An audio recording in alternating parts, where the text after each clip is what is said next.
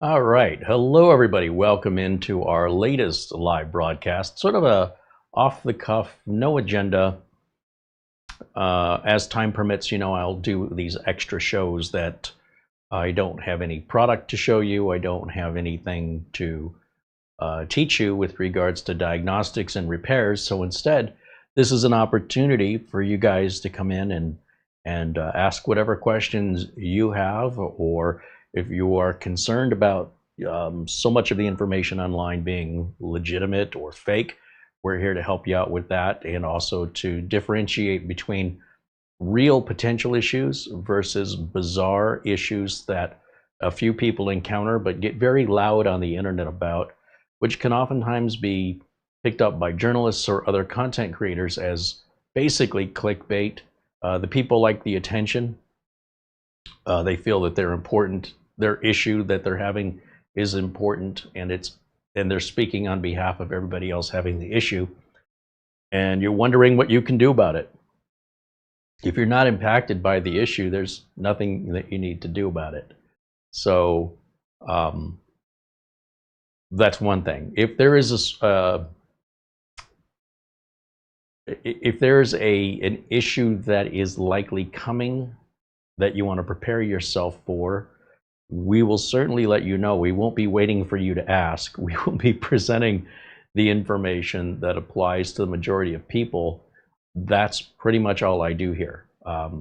When we talk about information that applies to one or a very few people, we encourage you to either reach out to the forums or email us at our email address to ask for personal assistance or guidance, because it's just an issue that would be basically asking for service.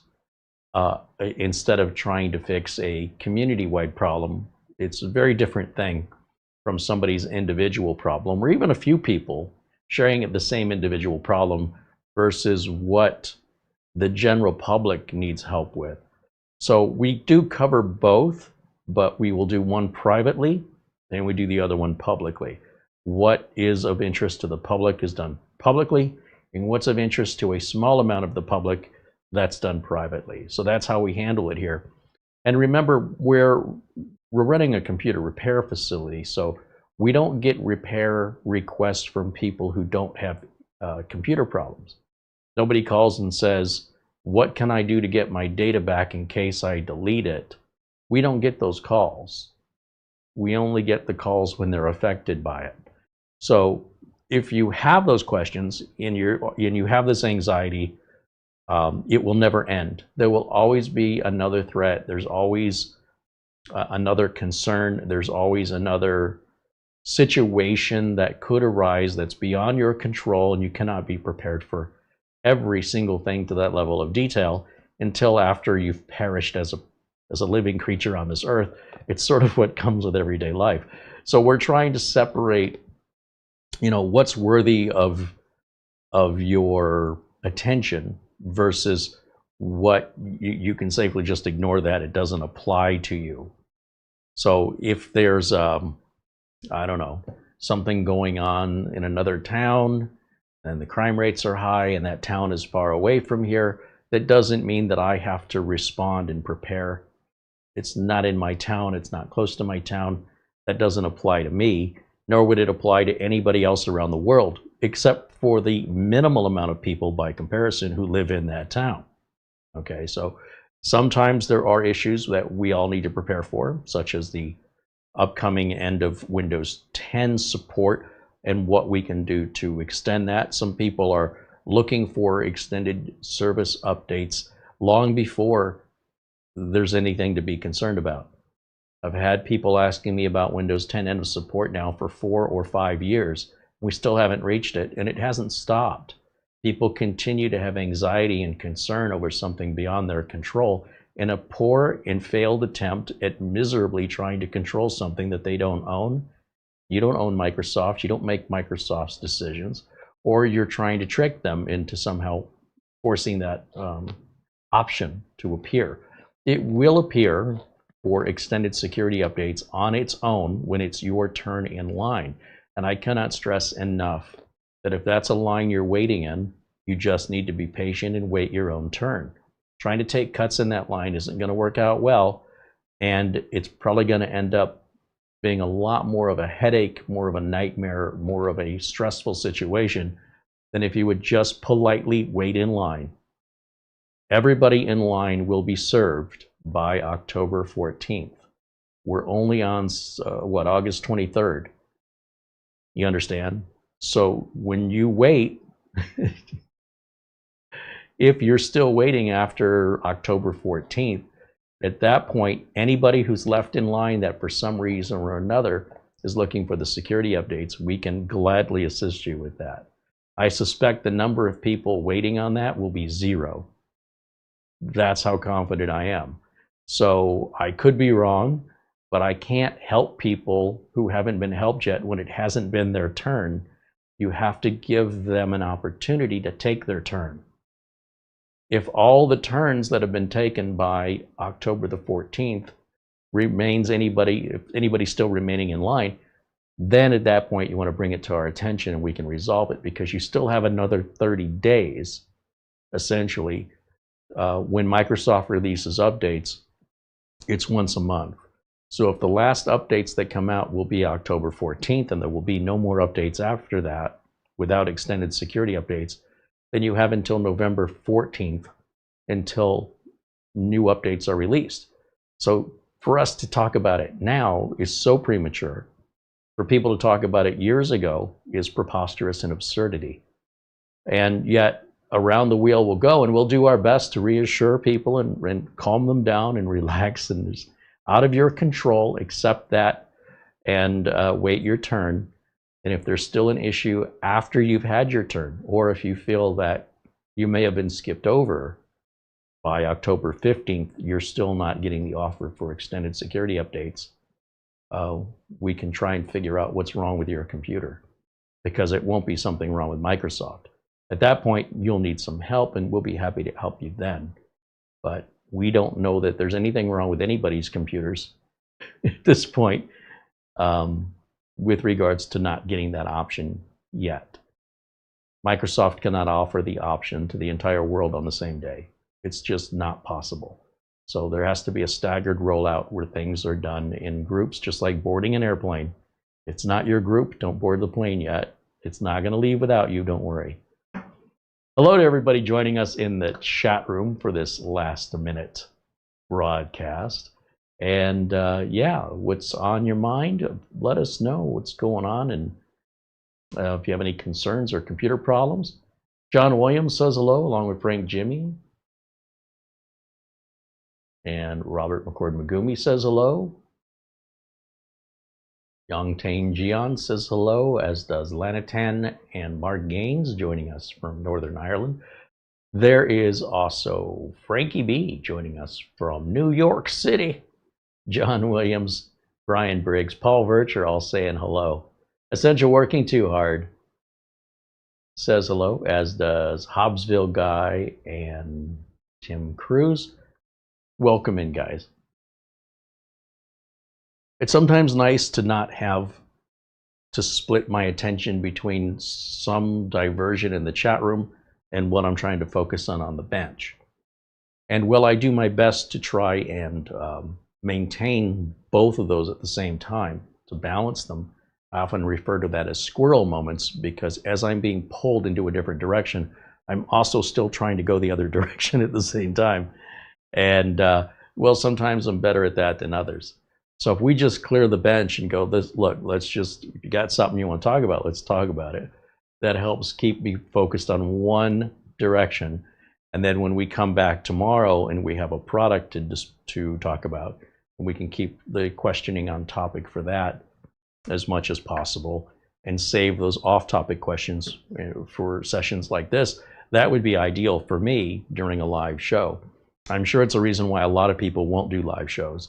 Not only the fear of misspeaking, which, you know, can be fixed in editing, right? But also the concern of dealing with the balance of determining whose questions you're going to read out loud, how much time you can spend on that, how many people are going to get angry at you because you didn't read their question, and now something you were trying to do for good turns out biting you on the behind. I totally get why most content creators won't do what we're doing. You know, they'll probably the majority of live streaming is watch me play a game.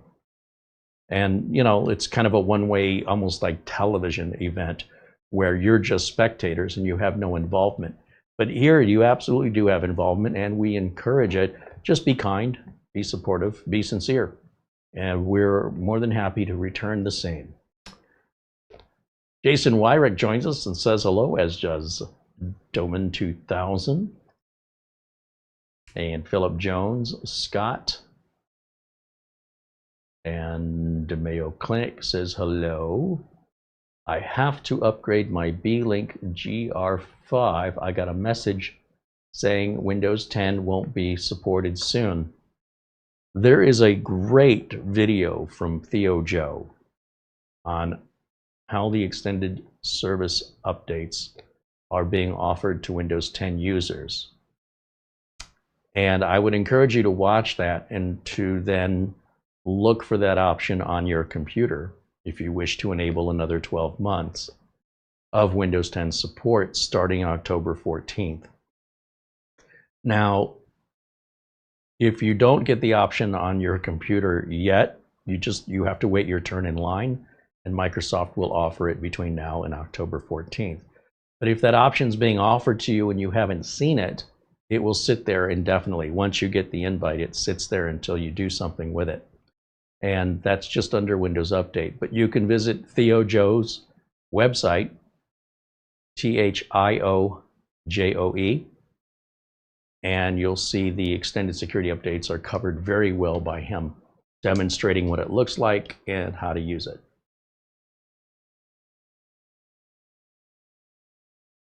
Rick Lake says hello from Minnesota. He's recovering from hernia surgery. All right, well, heal well. I hope you're starting to feel better. I'm sure every day is a little easier than the one before, I hope. Good to see you, Rick. I hope that you're healing up well.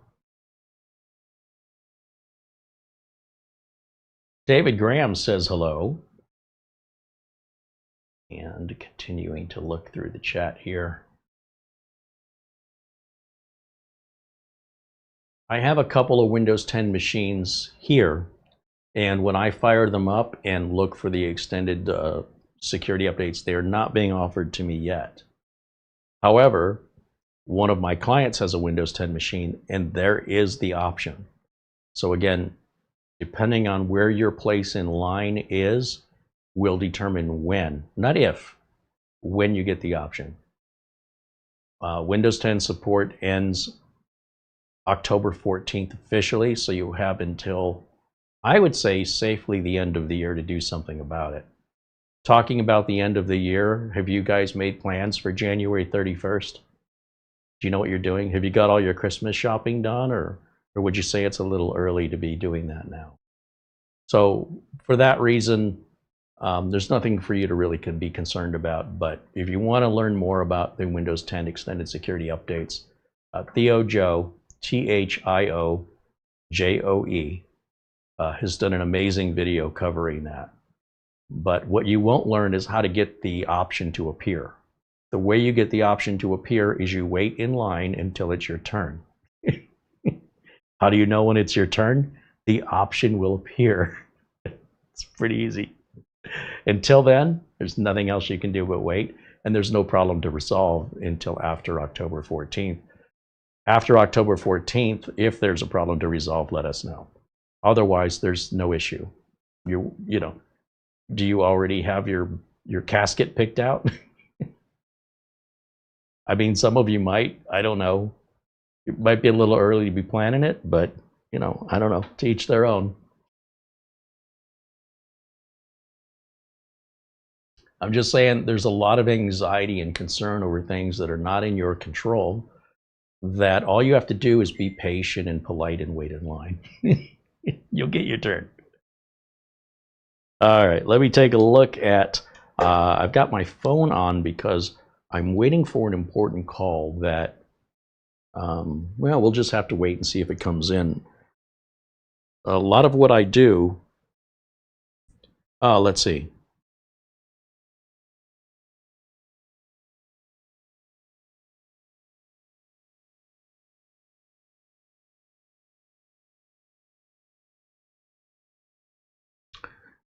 One of the calls I was waiting on, I just got a message here.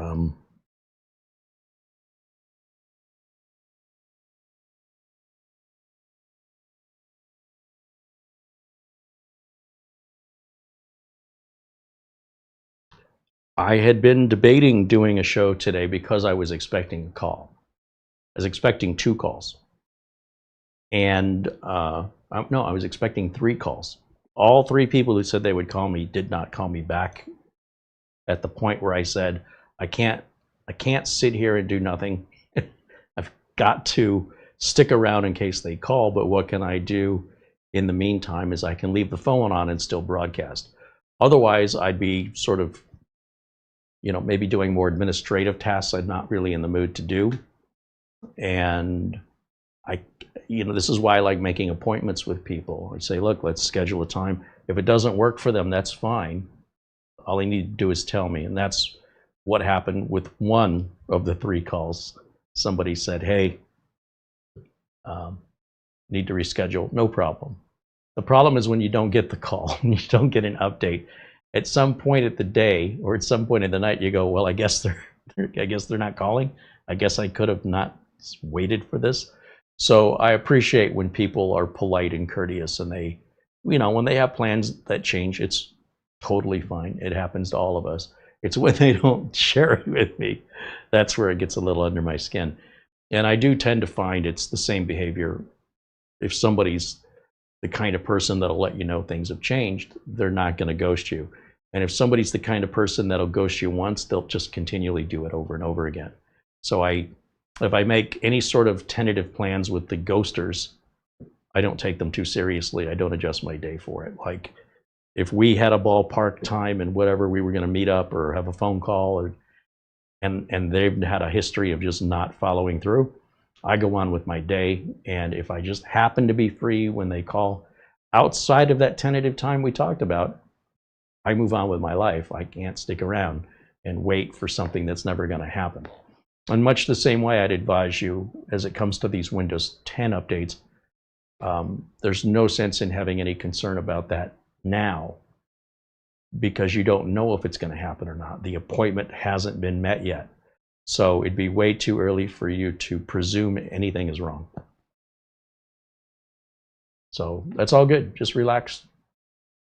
It'll happen on its own by October 14th. Frankie wants to know if SCD Keys finished updating their website. I haven't checked and I haven't heard from them.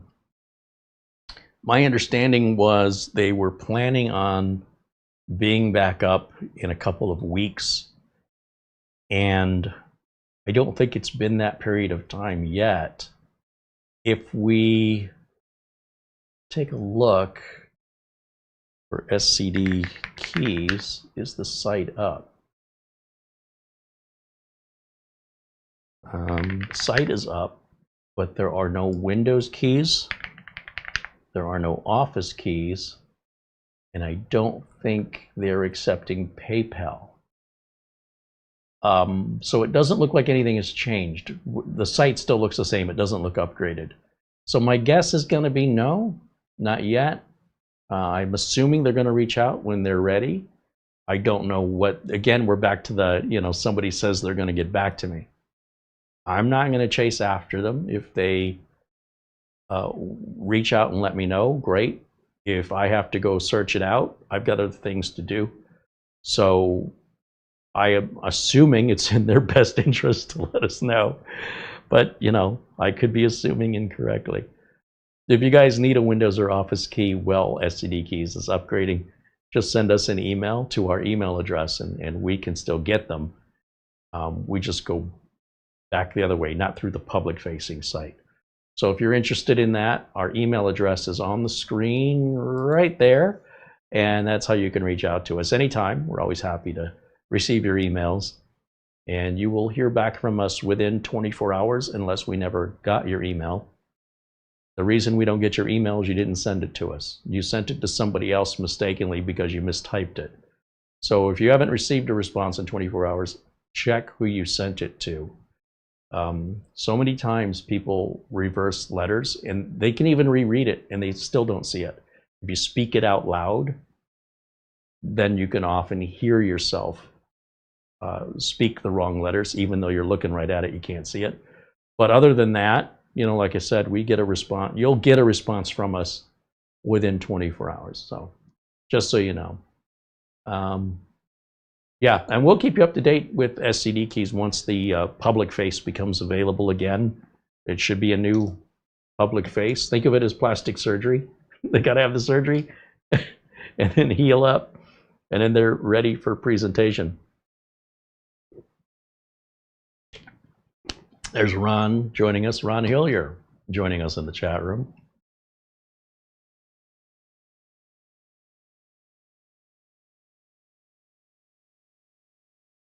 I would imagine SCD keys should be up by, what's the 23rd? I would think by the worst case scenario, this time next month, middle of next month, right in there. Hopefully sooner, but we've been through this before, and it took them like 6 weeks. They said a few weeks, but that was more than a few. And I got a feeling it's the same thing again, but I honestly, I have no idea. Check my phone one more time.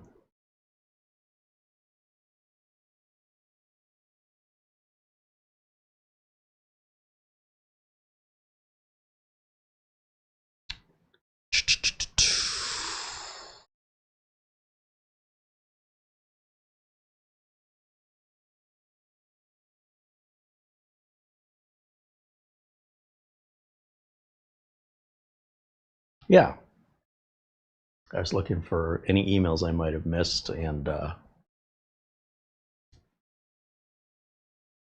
everything's good.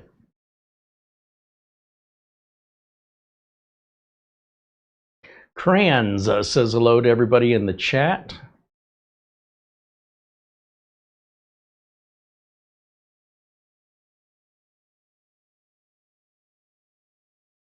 David Graham said, a weird thing happened to me yesterday. All of my Edge browsers would not stay open for more than 2 seconds on my computers at once for like 3 hours, and then it fixed itself. Yeah, well, we've certainly seen issues like that in business where customers get stuck keys on their keyboard or with their mouse and they don't realize the keys are stuck. I've had customers completely reinstall Windows, wiping out their operating system, reinstalling all their programs, reconfiguring their printers, all because the right mouse button wasn't working all the time. Sometimes the right mouse button worked and sometimes it didn't. But that's not what the customer complaint was. The customer complaint was copy and paste sometimes doesn't work on my computer. Damn Microsoft, damn Windows. And turns out the mouse they had is like, 12 years old, gets abused, it's not well taken care of. And, look, if you're going to get angry and frustrated and slam your equipment down on the table, your equipment's not going to last as long as everybody else's who doesn't do that. And this person, they get easily frustrated and they get angry at the machine when it doesn't do what they think it's supposed to do. And so getting angry at the machine is really an education issue. It's not a machine issue. And when they react that way, and I'm not talking about David Graham, I'm talking about real life customers. And in this case, a specific customer who just doesn't like computers. They don't have the patience for it. And so when the copy and paste from the way that they understand computers wasn't functioning, they assumed something was wrong with Windows. When Windows reinstalled, they went through all the work to reset everything up again, they were missing a ton of updates. And I let them know that this is not the correct way to fix a computer. They said, well, it's my computer and I can do what I want. And I said, well, you can, but you're really making your life way more difficult than it needs to be. He goes, well, I know it's the laptop. This thing was great, but now it's been nothing but trouble. I said, well, I'm here. Would you like me to look at it? And he's like, here, yeah, look at this piece of crap. I go, you mean your mouse? Once I saw what he was doing, I go, do you have another mouse just to see? And he pulls out a crappy $2 mouse that's wired in I don't know what it was made of, recycled garbage. And he plugged it in and it wouldn't track without a mouse pad. And he's like, yeah, this is laptop. I go, no, you bought a crappy mouse, dude. So I went ahead and provided him with a new Logitech mouse. And not a peep. Suddenly the laptop's not broken anymore. It's not damn Windows. It's not damn Microsoft. The lack of understanding from behalf of the user, blaming the technology instead of educating themselves, or having too much pride to ask for help. This problem could have been resolved a month earlier, but he lived with that frustration.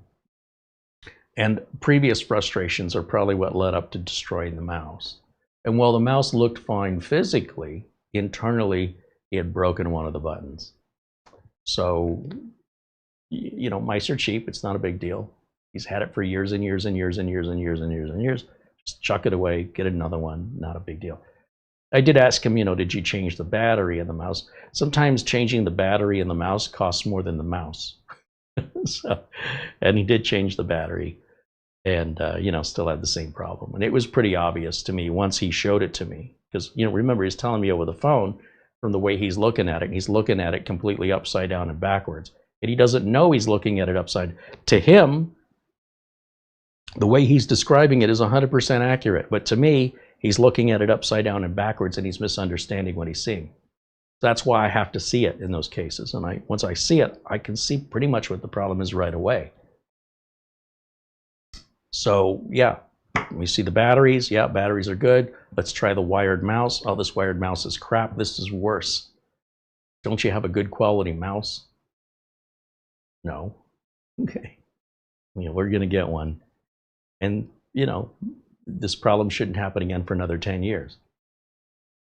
But that's my job. You know, my job is to interpret end user speak to actual technical understanding in order to be able to get to a fix as quickly as I can and as cheaply as I can, and do it right the first time. I've never had to go back with that customer regarding any issue, let alone that issue. And I do not appreciate the customer made it a lot harder on me by trying to fix it themselves, and ended up with configuration issues, drivers missing, updates were missing. Like, he just screwed the whole thing up, and what was a 2-minute fix became a 4-hour fix because I had to undo all the damage they caused, and then I could fix the problem with the mouse, which was probably also caused by them being angry and frustrated and slamming the mouse down.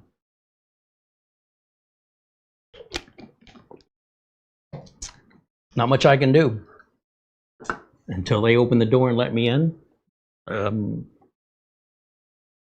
It is what it is. But it doesn't have to be so difficult, and it doesn't have to be taking up, you know, so much space in your head, when it can be resolved rather quickly by just asking for help. And some people just don't want to ask for help, but they do like to complain a lot. So I got kind of tired of hearing the complaints, and I'm like, look, you're either going to let me look at this, or you're going to not talk to me about it again, because I know how to fix it. I need to see it so I can understand what's wrong, but what you're describing is not a thing. So anyway, that may be one of the difficult things about doing repair, especially for end users, is they kind of wait till it's on fire most of the time before they call. I had a call the other day from a client that was very concerned things were wrong with their computer, but they couldn't specify to me what it was. I don't mind when people want to call because they're concerned. That's a call I encourage, because I would rather nip that in the bud right away while it's early than wait until, you know, the thing gets 10 times worse and the customers tried their own fixes and I got to do 10 times more work. It's not good for the customer because I'm going to charge them a lot of money. It's not good for me because it monopolizes a lot of my time for one customer. And it's in everybody's best interest if we can attack it as quickly as possible.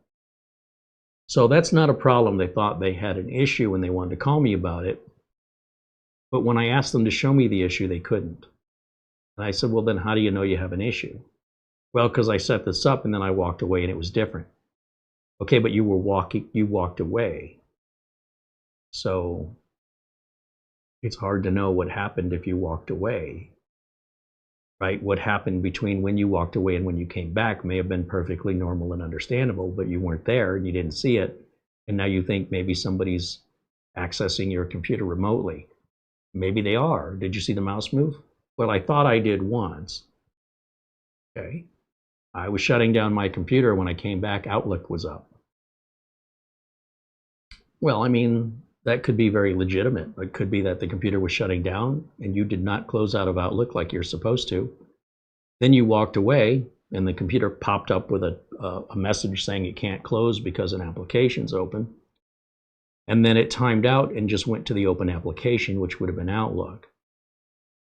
Well, couldn't somebody have been logged into my computer? Well, not when you're shutting it down. You would be logging them off. They wouldn't be able to just stop that from happening. However, I said, if you want to remove all the remote access software from the computer, we can just do that and I'll have you install it as needed. And they were like, yeah, let's do that. I said, okay, yeah, no problem. Then you have peace of mind. Nobody's getting in this way. I said, if somebody really wanted your email, they'd just log into the web browser on their own computer. They wouldn't need to log into your computer remotely to look at your email. But again, everything that's being described is imaginative and lacks critical information. So I understand the concern, and I don't personally have an issue with them reaching out, because I'd rather it was a nothing call than the building's on fire call, because those are a lot more stressful. But at the end of the day, I just did what I could to reassure the customer that it's possible someone's getting into your computer remotely. I don't know. I don't know how they'd be doing it. And if you can't, demonstrate to me or tell me about a time when you were watching your mouse move on its own, or getting some message on your screen that says somebody's connected, or some indication, it's possible Windows is doing updates in the background. Maybe that's why you stepped away and your computer rebooted itself, right? Because maybe some updates were happening, and it all could be very legitimate. So what I said was, look, we'll take the remote software off just to be safe. And if you need remote access, I'll just walk you through attended access instead, because I don't maintain their computer. They're just a reactive customer. They're not very proactive. Well, I mean, I suppose this call was proactive, right? I suppose I shouldn't say that. And they're great. Nothing personal against anybody. They're all good people. It's just an interesting story. Like, okay, so just reassure them it's fine. It's likely fine. If you still see things that concern you, please don't hesitate to reach out and call me as soon as you witness it, not 3 days after it happened. As it's happening, call me. And then I can find out if what's happening is legit or something to be concerned about. But nothing they could describe to me. I said, if you can't reach me or it's not a good time to call, pull out your phone and record your screen. And then when you have time, reach out to me and then share the video with me so I can watch what's happening. That'd be fine too. It's just that if there's an issue in that moment and we're not dealing with it for days later because you don't have time, if it's what you're afraid it is, then the damage has long been done. You can't put the cat back in the bag. So what's weird about that is they called way after hours, like it was an emergency. And it wasn't an emergency. It was a curiosity and a concern that I don't know why they didn't call during normal business hours for something what's relatively trivial. And again, it doesn't really bother me personally, but I wonder, before they're calling me late in the evening on a weekend, or heck, even a normal weekday, long past normal business hours that anybody would consider normal, what are they thinking that it's okay to call me this late? I'm not saying there's anything bad in it, but I wouldn't do that to somebody. And I did take the call, and I'm more than happy to talk to them. I just thought, what a weird decision to wait so late to call me about a problem that doesn't exist. But they're good people, and I like them. I don't know. It's they don't do it very often. It's not like they're a problem. It's just really weird. It's like, for me to get a call like that at such a late hour over nothing, it just very rarely happens. So it stands out to me like, gosh, that's kind of weird. But that's okay. They didn't break any rules. They didn't do anything wrong. I just thought it was a weird decision. Just like, okay. Never did that before. David Graham said, I chatted with Google AI. Chrome worked just fine and said it was a bug that rarely randomly hits and the next update will fix it. Okay. Well, there you go. I mean, when it's random, and it's certainly if it's intermittent and it only applies to, or affects some people and not others, I suppose AI Google could have literally told you anything that you wanted to hear and you would have believed it. I don't know that that's true, and I don't know that it even applies to you if it is true. But if you're satisfied with the answer, we'll just let it go. If a problem doesn't keep reoccurring, if a problem occurs once and then it just stops on its own, there's nothing left to fix. And then when you want to know why, it won't matter. Because if there was no cause that you caused it, then there's no way that problem's coming back again anyway. So knowing why is completely irrelevant. And it doesn't do anybody any good. And you won't retain it after a few weeks. If I ask you about it, you won't remember, because we're being flooded with so much information. It becomes a level of you don't remember, most of us don't remember what we heard or where we heard it or exactly what it was about, but we get the gist of it. I tell you, I've never heard of such a bug, but I can also tell you that that's a very good response for questions like that. If it satisfies the end user, well, they'll just drop it and move on, then the job is accomplished. On the other hand, it could be 100% true. But so far, you're the only person I've met in the world in my career where I deal with people, all the customers with computer issues. Maybe you should buy a lottery ticket, because if that's true and it affected you and no single other person has been affected by this that has interacted with us or reached out to me in any way, from friends and family to business, I don't know. I don't know, without more details and specifics, how real and applicable the information is. But if it satisfies you, so it's not the same result anyway. Be aware that especially when it comes to AI, that it's going to lean towards telling you what you want to hear. And if it can give you a vague answer that satisfies you, that's what it's designed. Well, it's not designed to be vague, but the problem is when it gets into specifics, that's usually where AI goes wrong, right? Where they get some of the specifics incorrect. So the safe answer is the easy one that they figure you want to hear. And it's always best, if you really want the actual technical information, is to pull up specifically what that bug is. It's got to have a name or a number to be identified, the technical specifications of what the issue is, and then the technical specifications of the update and what it's correcting and what's caused it. Sometimes a browser issue could be caused by a video driver, certainly like what you're talking about, or a sound driver, things like that. And so they're updating to react to the driver when it's really the driver's issue. And these kind of details, and you can go down this deep rabbit hole over information that's superfluous and irrelevant when the problem just mysteriously goes away, just as mysteriously as it arrived. And I have to remind customers of this a lot, where they go, well, how do we prevent whatever it is from happening? And I go, well, what did you do to cause it? And they say, I don't know. I say, well, is it still a problem? And they say no. I go, well, there's nothing left for us to discuss unless it becomes a problem again. There's nothing you can do about it. There's absolutely nothing you could have done to prevent it, and there's nothing you can do to stop it from happening again unless it happens again. So I wouldn't worry too much about it. I wouldn't spend too much time and effort into it, because honestly, you'll never know. How would you be able to test if a fix works if it's not broken anymore? It doesn't make any sense. So anyway, it's just something to consider.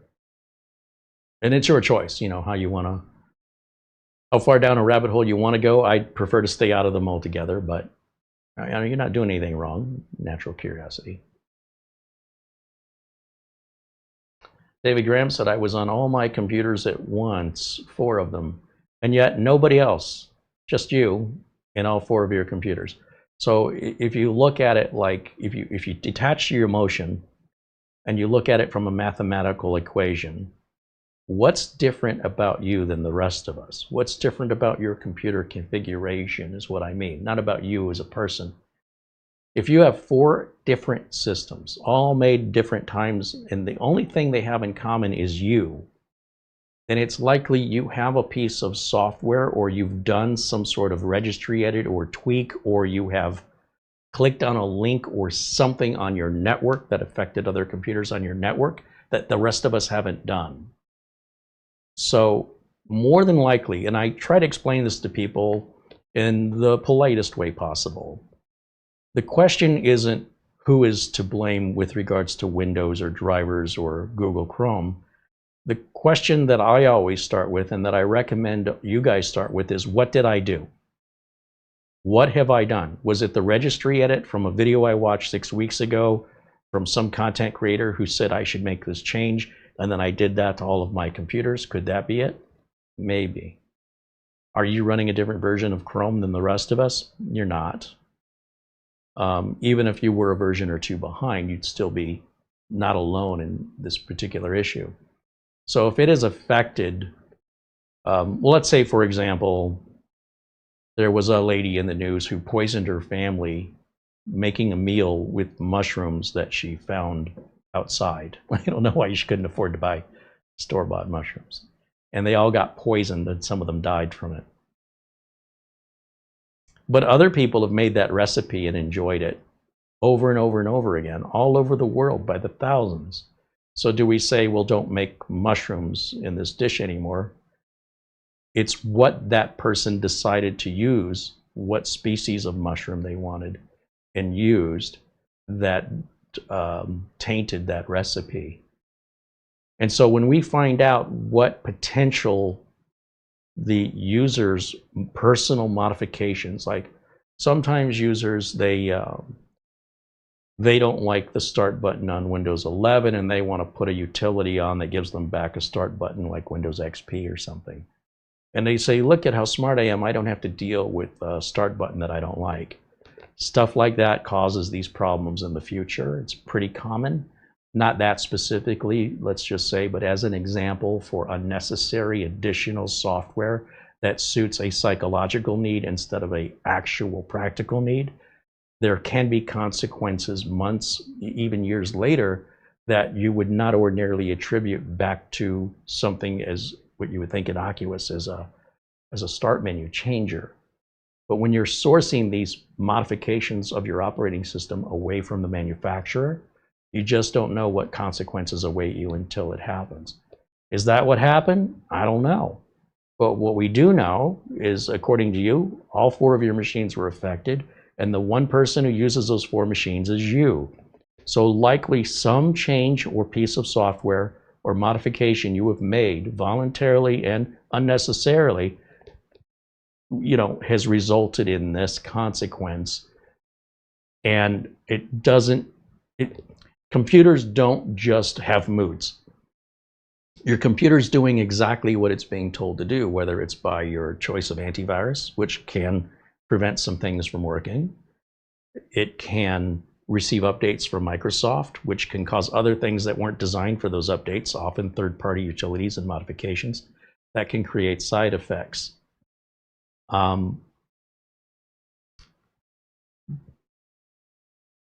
It's not to make anybody feel bad, it's to help you understand that when something's only happening to you, even if it's multiple machines, you've got to ask yourself, where's the common denominator here in order to isolate what the problem is.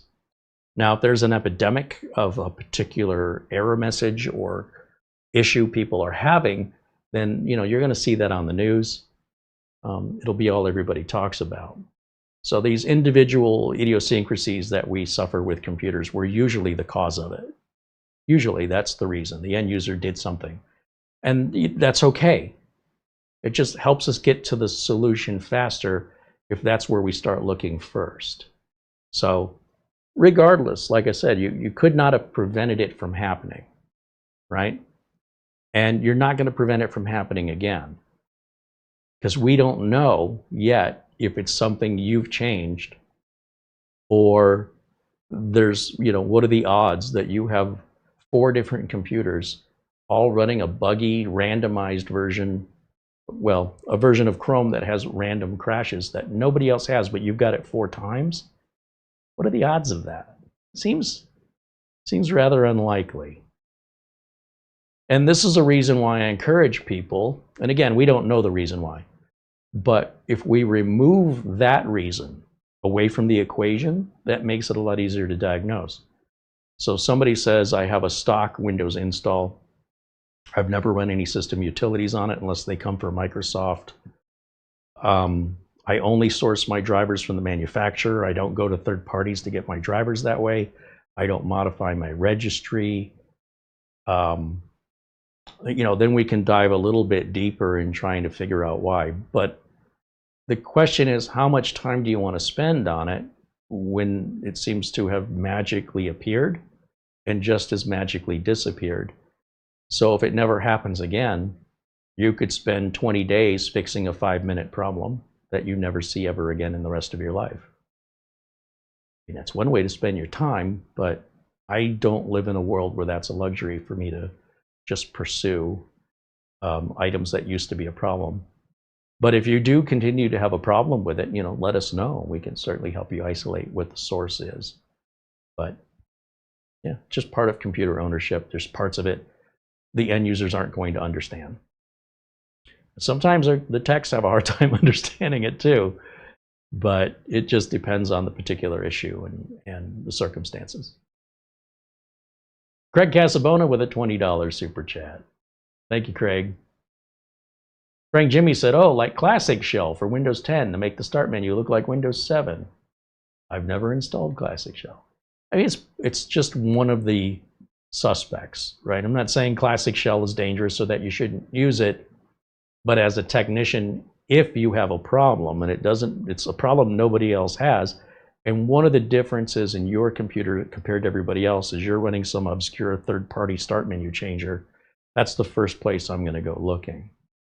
And the reason I'm going to look there first is I'm simply identifying what's different about your computer than everybody else's. And if that's one of them, I'm going to take that out. If that makes a difference, problem solved, we're in and out in 2 minutes. If it doesn't make a difference, what else is different about your computer than everyone else's? And we'll go through this process until we identify the source by eliminating whatever it is that results in the problem going away. But if the problem goes away on its own, how will you ever know what caused it? How would you know what to remove? How would you learn from that? There's nothing to be learned. And if you could, there's nothing to be gained from learning it because it's already been resolved. And if it never happens again, that knowledge will not benefit you. So, well, this is the other person I was expecting a call back from. They have impeccable timing. Every time they try and call me, I am busy doing something else. So unfortunately, I'll have to wait and return their call, which I'm sure they'll be busy doing something. And sooner or later, we'll get our schedules aligned. But this is what happens when people don't make schedules. When someone says, hey, I'm going to call you around 7, let's just say it's close to 7, I would know to be prepared for that. But if they just randomly call me and I'm in the middle of doing something, it's going to have to wait. Being self-employed, scheduling is so important, or I just wouldn't be able to get anything done. David Graham says, thanks for listening. I believe it was an account issue. Yeah, well, I mean, it could have been that too, honestly. It doesn't really matter, does it? if the problem's been resolved, whatever makes you feel good is, believe whatever makes you feel good, man. The facts be damned, because there's no way to verify fact from fiction on that. But yeah, you could be dead on correct too. It works the other way, right? It's all good. It's a bizarre problem. Never heard of that ever. Never heard of that. But there you go. Jason Wyrick said helping somebody with early stages of Alzheimer's can be extremely frustrating. Well, I can imagine they're not having a good time either.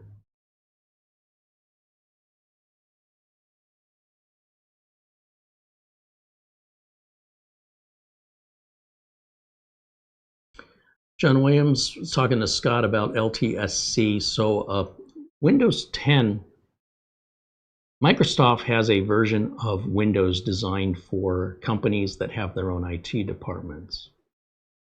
As a home user, you're relying on Microsoft to keep you safe. That's what the Windows updates are all about. That's what the scare is with Windows 10 support ending. It's not that Windows 10 will stop working. It's just it'll become less and less safe to use online.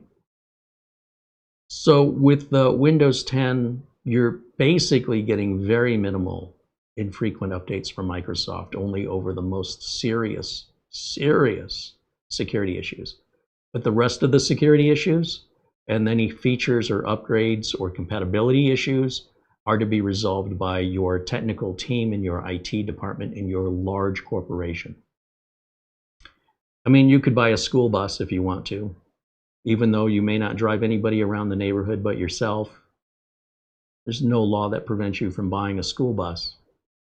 That's not who it's intended for. So while you can go and buy corporate tools and corporate operating systems, well, foolishly, in my opinion, thinking that you don't need Microsoft support, I really, really hope you have some kind of identity insurance or policy like with LifeLock or something like that. Because it's just a matter of time. Your criminals love it when people choose to make it easy for the criminals to steal from you. They don't know what you've got, but they know it's easy to take. What prevents corporations from being easy targets is their IT department taking over the security from Microsoft. So if you were to put a corporate operating system on your home computer and you don't have that IT department there to issue and create the updates that are required, you don't have likely the bandwidth or the knowledge on how to do that, what you're going to end up with is basically it's basically going to be think of it as a ship with holes in it. And if you don't know how to patch the holes while you're at sea and you can't get into dry dock and get out of the boat and patch them because you're in the boat, you are going to capsize the ship. It's just a matter of time. And you know, if you want to do that, I'm not going to stop you. If you want to go out there and do that to yourself, I'm going to tell you this is what's going to happen if you stay out there too long. What's too long? Well, if it happens, it was too long. Otherwise, you're probably best off, you know, using the tools that were designed for you. Tools for corporations are not designed for individuals. That includes VPNs. That includes servers. It includes smart managed switches. It includes, you know, high-end equipment that is essentially there for the for the corporation and the employees.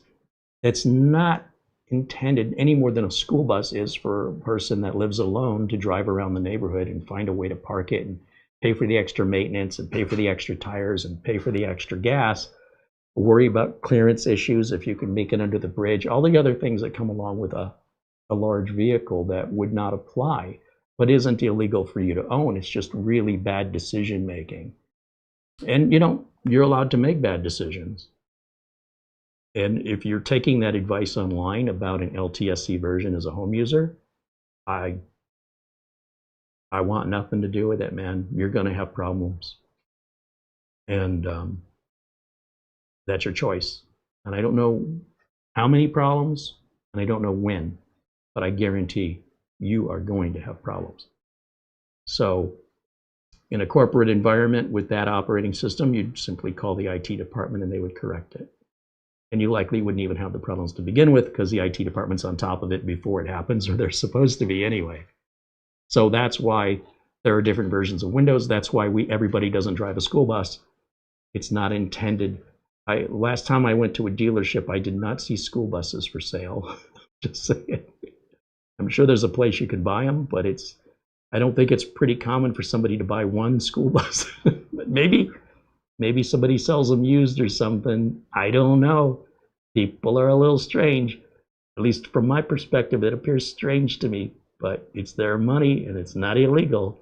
And it's just a really weird decision-making system. And I'm not quite sure they understand, but they will. Give it time. After a while, they're going to realize how much money and hassle that school bus is.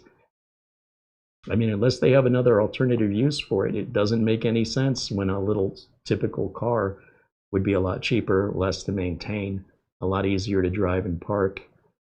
It probably costs less, but you know, each their own on that. I just feel bad for these people that think they're smarter than everybody else by doing this LTSC thing, and they don't really understand what they're putting on their system. And they're going to have problems the rest of us aren't going to have. And we will not be able to help them. They will do it to themselves. So if that's what you want to do to yourself, have fun. You'll do it without me. John Pazaric with a $10 super chat. Thank you, John.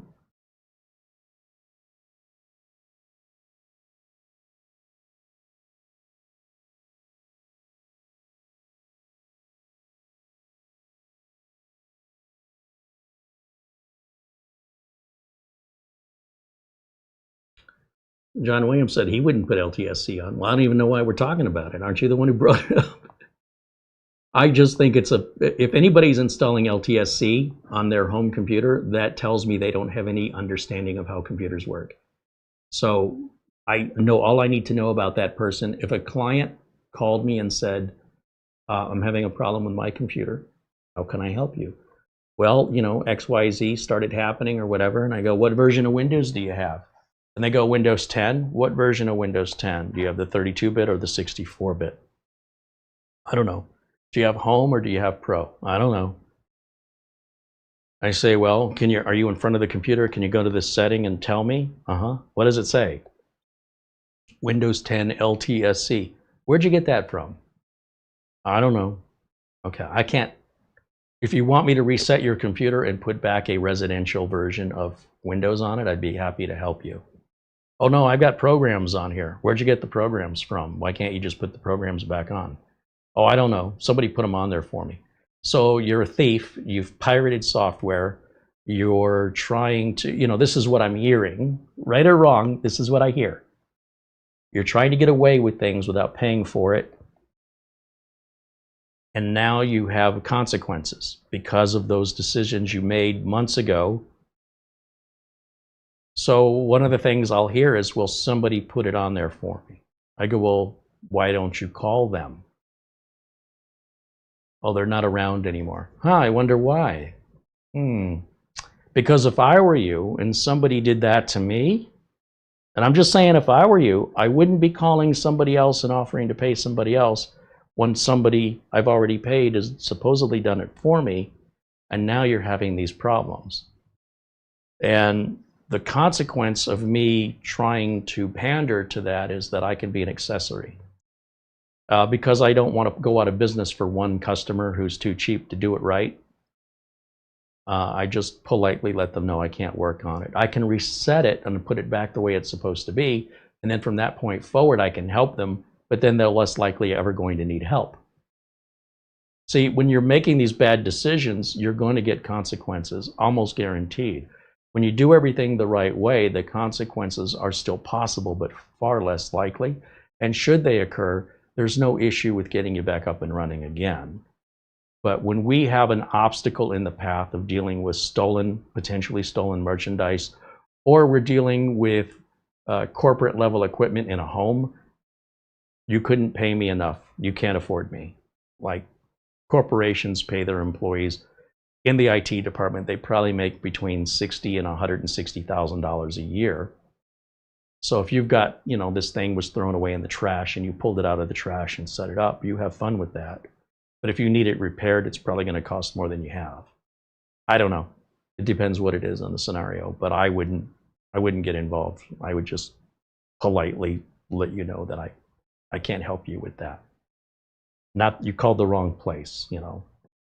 And if you're going to go down that path, I just want you to know what to expect in the future and why. If you go down the right path, that'll never be a road you cross. It just won't ever happen. So to each their own, but don't disillusion yourself with this idea that they're the same. They're not even close. Let's see, what else do we have in the chat here?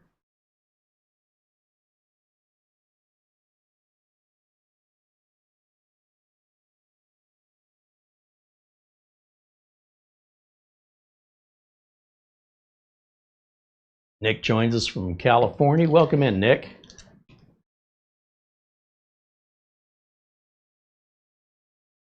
Mark Gaines says, Carrie, my Lian Li HydroShift all-in-one is showing 100% CPU usage when checked in the task manager.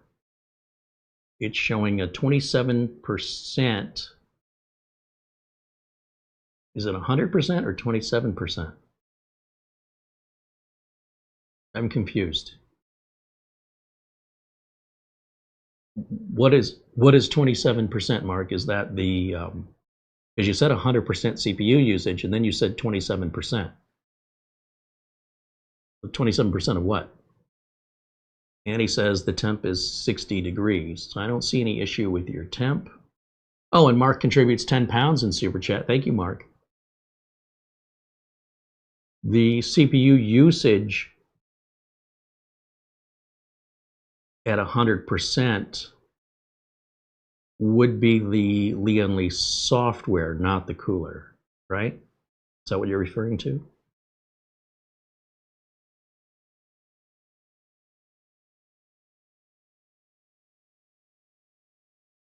Sasha Smith says hello. Welcome in, Sasha. If you guys have questions or concerns, or you want to verify or get my opinion on what you heard from somebody else, I'm happy to weigh in my opinion, and you can decide, you know, which way that you want to lean, but certainly hopefully give you something to consider that may not have been otherwise thought of. Task Manager says 27%. Okay, he says my HydroShift all-in-one is showing 100% CPU usage. I don't understand that sentence. Task Manager says 27%. So if the Task Manager is telling you it's 27%, that's actually what it is. If you have some L-Connect software and it's misreporting your CPU usage, is that what you're asking?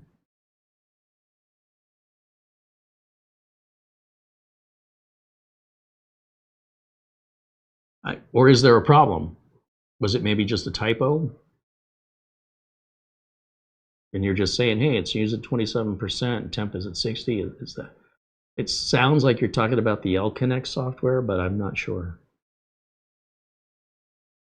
Colazzo says hello, everybody, and Jim Kenny joining us, saying hello. Right on. Welcome in, guys. That was Jim Kenny's words. Right on. Right on, back at ya.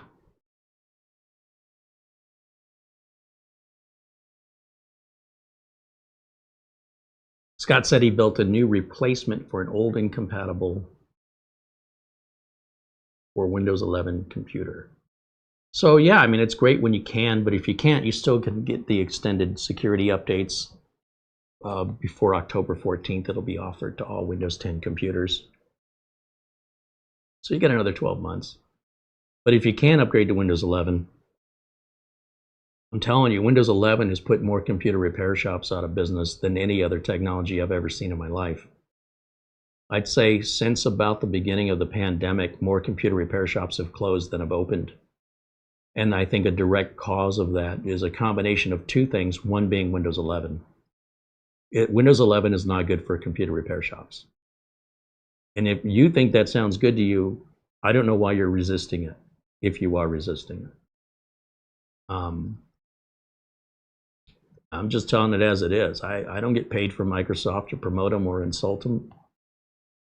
I'm just telling you, between Windows 11 and the automation that's occurring in the factories where they build things, the level of quality control and accuracy in the assembly is spot on. I've never seen equipment so inexpensive and so reliable. And then you combine that with the latest evolution from what Microsoft has learned over the years, improving the operating systems one after the other. It's the people we need to upgrade. Unfortunately, the people, and I'll keep going back and forth or back onto the subject, the people are the main cause of the problems we deal with in computer repair now.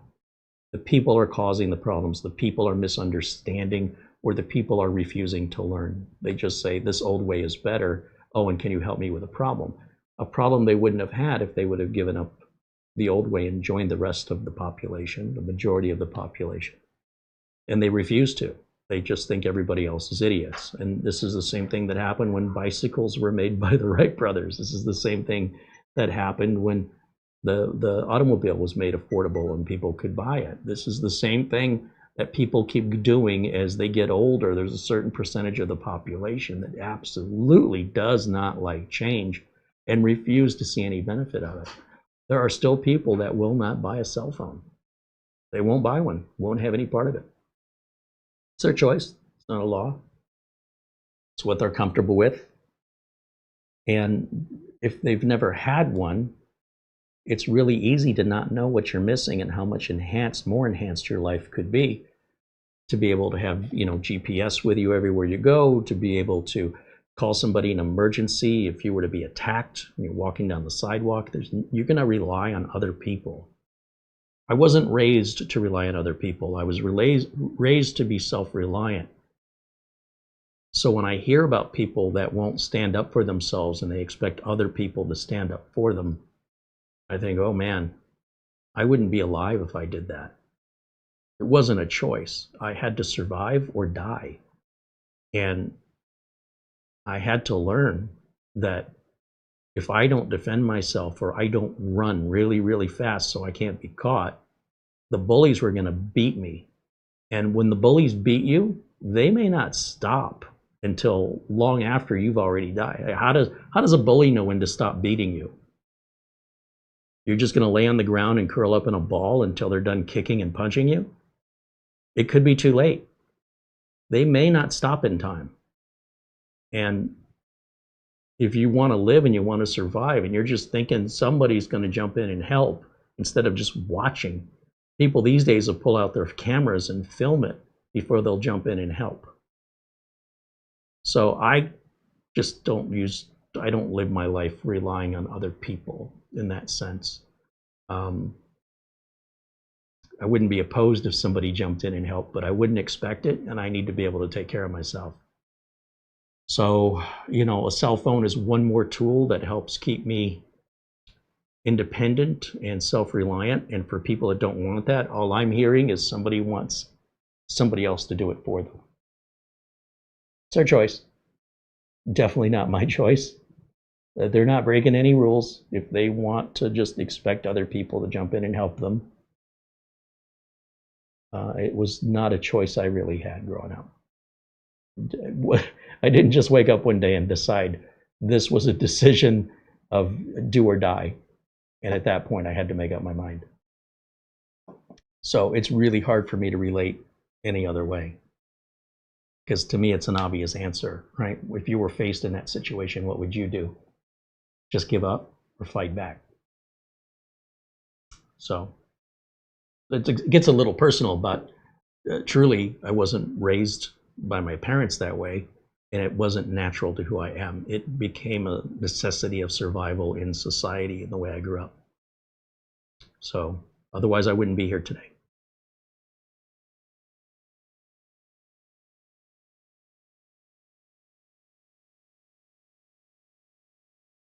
Bikeman said he had a bully once stomp on my head constantly when I was younger. No help, no witnesses. Police were like, well, we didn't see it.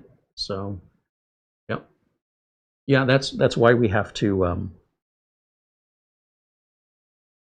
be held responsible for ourselves. Obviously, if I see something, I will get myself engaged to step in, whether they like it or not. I don't care.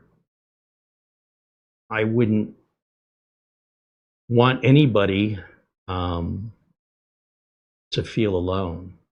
And if it's very obvious that somebody's being picked on, bullied to a point where they're in harm's way and nobody is helping them, I will definitely be stepping in.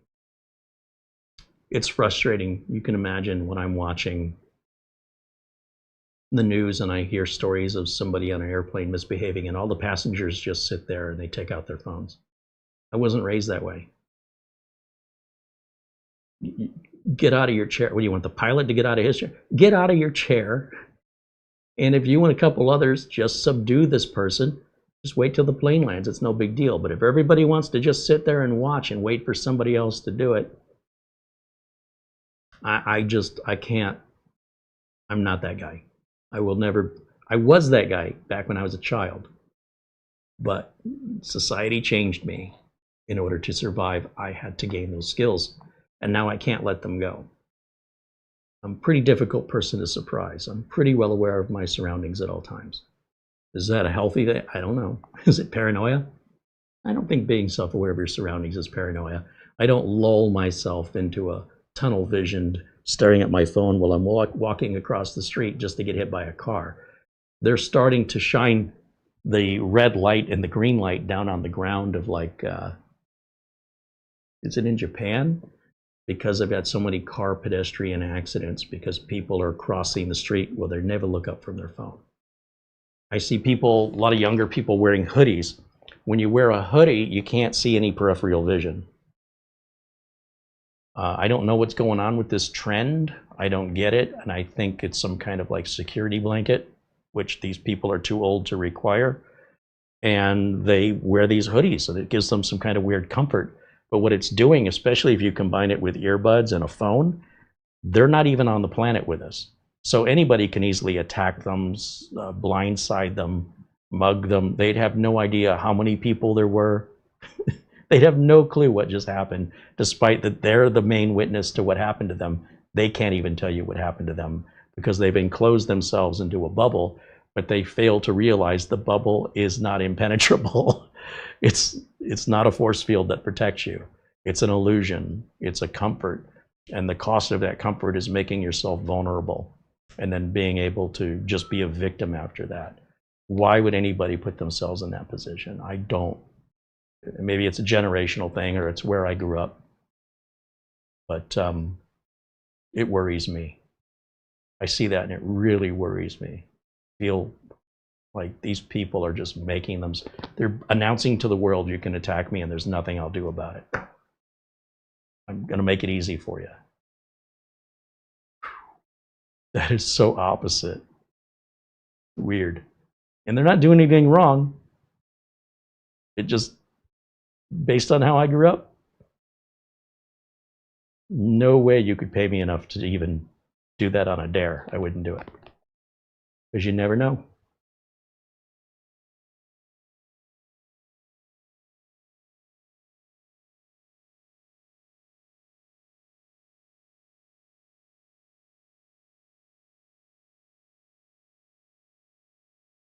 Something in the chat about let's see, scroll up a little bit, see what I'm missing.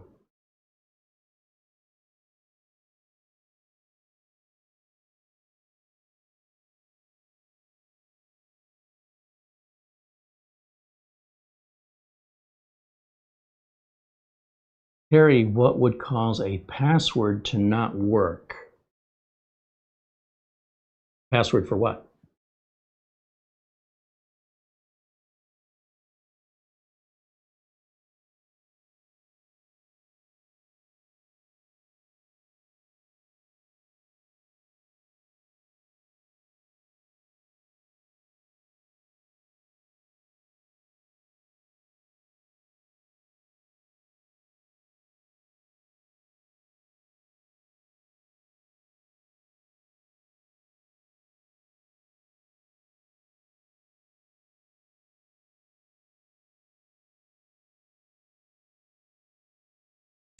So I'm looking at Robert Jones, and he's telling us very vaguely of an issue, but Okay, hold on. Maybe it's coming in. Robert Jones says on his main computer, on his Windows login, it's not letting him log in. It's saying he's got the wrong password. So what would cause that? What would cause that would be the password's been changed or the account you're trying to sign into is changed. And what I would do is simply reset it. And if you want, what computer is this? So Windows 10, is it Windows 11? How many user accounts do you have on this computer? And then with those answers, I can move forward.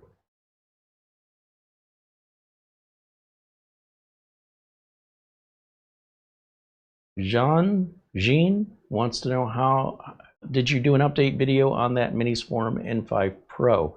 Well, we just reviewed it last week, and I don't think there's going to be any updates yet. I expect to revisit that maybe about this time next month and see if there's been any progress with it. Unless I hear of some big update that solves, a lot of the issues. The software is clearly labeled as beta. It's not even in a stage yet where it's in a release candidate. It's got a long way to go. It's going to take some time. And I do intend to revisit it along the way, but I don't expect changes are going to happen that quickly. I'd be happy if they did, but as far as I know, any sort of updates have been minor at this point. So I'll wait until we collect up a bunch of minor updates and check on it monthly. Or if I see a video or hear of a major update that puts it into a release candidate status. In the meantime, I expect more of the same. It's sort of like you keep checking on a cake in the oven that's got 3 hours to go. You can't rush it. You can keep looking. It's not going to cook it any faster. I am interested in the progress, however, but not in the progress of just 2 weeks. It's a big project, so it's going to take some time, and I hope it's everything it's potentially able to be when it's done cooking. So no, not yet, but we still have it, and we will be revisiting it for sure.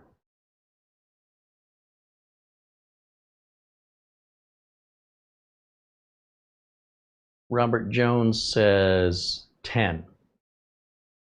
So you've got Windows 10, and you say your password's not working. When was the last time you were able to log into that Windows 10 computer successfully?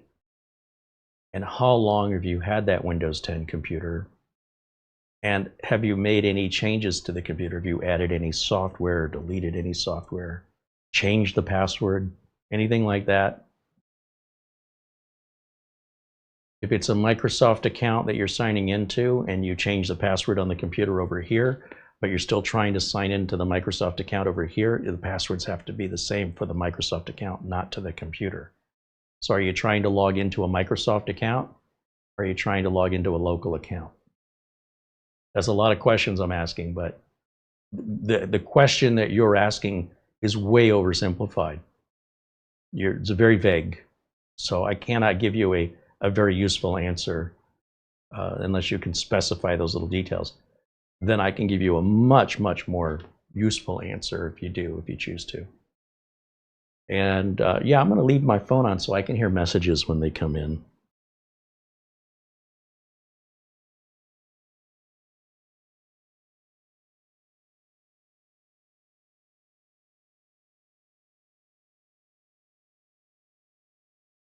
Aha.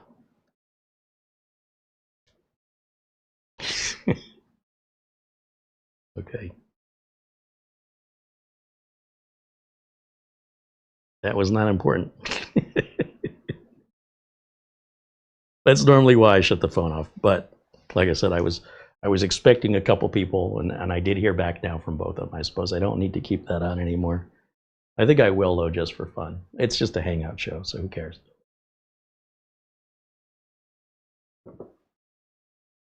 Robert Jones says there's been no changes. The computer's been off for quite some long story. Is the computer you're logging into, are you trying to log into a local account? Or are you trying to log into a Microsoft account?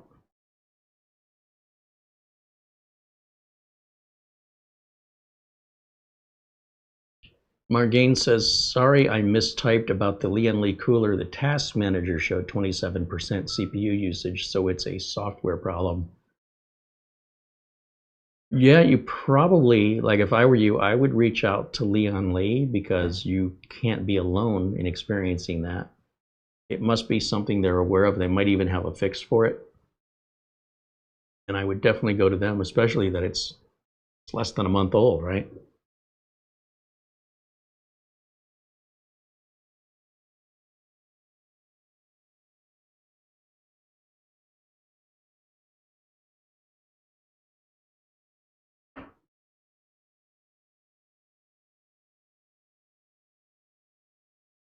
Ed Dana wants to know if I have any thoughts on an Amazon Basics 24-inch monitor. You know, when it comes to monitors or keyboards or mice or speakers or headphones, it's really individual preference. What you see isn't necessarily what I see. I can put on a 4K movie on the TV, and my nephew says, wow, it looks fantastic. It looks exactly the same as 1080. I can switch back and forth in the same, even the YouTube video. I can put it in 4K mode, I can put it in 1080, make sure my monitor's in 4K mode when I'm doing it, obviously. I can't see any difference. Nothing. I'm looking and looking, going, where is it? My nephew's like, how can you not see that? I'm like, well, see what? It's exactly the same. There may be a sharpness to it that these eyes, you know, requiring glasses for the close-up texting, you know, stuff like that, reading fonts, small fonts, just can't see the sharpness. So, well, one person who can see the sharpness will tell you that's worth it to get it. I would say, why would I spend more money for something I can't see? When it comes to whether or not a monitor is worth buying, I mean, really it depends on how much you want to spend.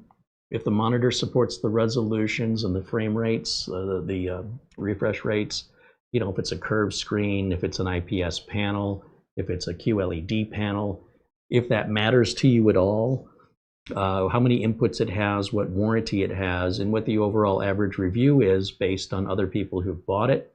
Are most people happy with it? Do some people have a problem that seems likely you would also have a problem with, or are they having problems you don't even understand and wouldn't probably affect you? And then based on that, you can check and make sure you have a 30-day warranty or a 30-day free return if it's buying it from Amazon itself and not from a third party. Or even if it is from a third party, just to verify that 30-day free returns are there, then you get to try it and decide if you like it. I can't taste things for you and tell you if you're going to enjoy the taste. This is the same as that. You can get other people's opinions and see who liked it, who liked the taste, who didn't like the taste. And this is a matter of taste. So taste, budget, whatever your requirements are, you will have to make that decision. And if you're so uncertain about it, make sure you're buying it with that Amazon guarantee so that you can return it for any reason for a full refund within 30 days. And you can't make a mistake. You're good to go. The biggest mistake you could make is simply not doing anything. Now, if you end up buying it and you want to tell us what you thought of it, we'd love to hear your opinion. Doesn't mean we agree with you, but listening to your perspective, if this was a great deal or if this was a terrible deal, we'd love to know. But you won't be able to do that until you actually experience it. We cannot experience it for you.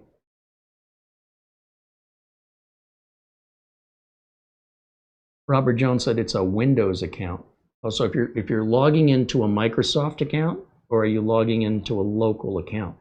See, I don't know if a Windows account means, I don't know what you mean, because that wasn't what I asked you. So here's what I would do. If you want to reset it, because you seem a little confused about what it is, or you don't seem to be willing or able to describe it to the detail I'm asking you, then I will just give you a generic answer, which is to reset the password. And if you look here on YouTube, just to move on, I'm talking, I'm asking 4 questions, I'm getting an answer of 1 word to one of the 4 questions. It's a little frustrating for me, because I am trying to help you, but you won't cooperate for whatever reason. So with that, I'm just going to take the information you volunteered, and I'm going to go to YouTube, and I'm going to show you a video. And it's one of several, but it's one I would recommend for you. How to reset Windows 10 password. There is a step through here by, I think, I'm going to find a source here that I'm familiar with. Here we go. Here's our good friend Mike's unboxing, reviews, and how-to. The video is 8 minutes long. And well, I haven't seen this video. I know Mike well enough that I know everything you need to know about doing this step by step. It's the way he does things. So I can very confidently recommend this video to you. And if I come over here to my window capture, right there, is that working? There he is. That's our guy. Mike's unboxing, how to reset a Windows 10 and 11 login password without any software. This is important because sometimes when people have you using software, it can create side effects, consequences, and what would we call that? With medication, side effects. So anyway, this is not a recent video, but Windows 10 isn't recent, so you have nothing to worry about. Nothing's changed. It all still applies. Look at all the views he's got on there, 267,000. Good for him. I would strongly recommend you follow the steps in this video. And I'll bet you dollars to donuts that fixes the issue for you. So I hope that helps you. All right, let me get back over to camera one. Shout out to our friend Mike over at Mike's Unboxing, Reviews, and How-To out there in England. He was just live earlier today building a system, as was our friend before that earlier this morning. Doug Betts was live with live Windows training with Doug Betts. And certainly one of the reasons I did not go on is I don't want to compete with them or take any of their audience or have them take mine. So I'm just, you know, Doug's doing once a week. He's typically doing it on Saturdays. And often it's way too early for me anyway. Mike, I don't know what Mike's schedule is, but I try not to interrupt or interfere. If I do have content scheduled and he has content scheduled, so be it. That happens. But if I see he's live, I'll wait just because I just feel like I want to watch his content. There you go. When he's done, then I'll go make mine. I watch content too, you know. All right, let's come back over to the chat room here. My friend Ron said, I sent you my latest picture of Andromeda. So my friend Ron has this telescope. I've never seen it. I don't see Ron very often these days, but I guess he's able to pull pictures from his ground-based telescope and get photos of galaxies. And with software rendering these, I guess it's taking multiple images somehow, infrared. I don't know how it does it. I'm sure he could explain it. But he's really into astronomy. And I've never been that much into it other than a curiosity. You know, I don't want to go to space. I have no desire to go to the space station. But I'm interested in seeing people on the space station for a little bit, and then I get bored of it. But he's fascinated with the astronomy, and he spends the money on all this equipment that can do this. And his computer, I guess, can process the images from the telescope. It could take hours, but the photos are mind-blowing. They look like paintings.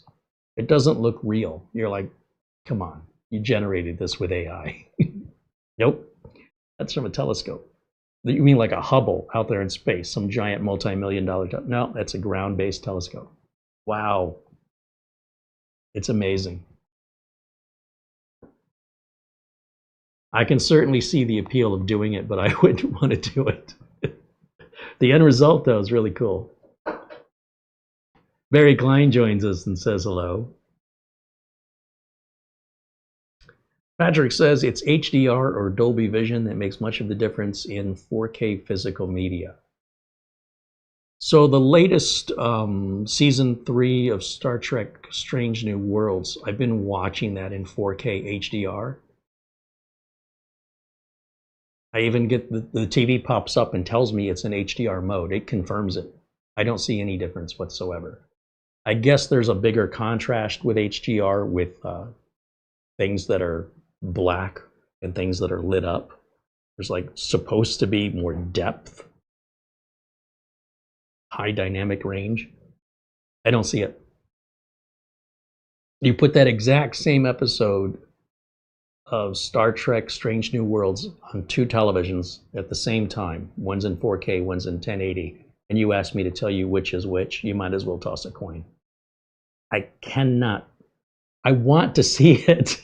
I don't know what people are seeing. It's really frustrating. I've tried different TVs. I've verified the information is in fact 4K. The TV's in 4K mode. HDR is activated. Nothing makes any difference. I'm like, it looks good either way. I don't know what the hell are people seeing differently than me. So that's why we can't really recommend things like televisions or monitors or headphones or keyboards.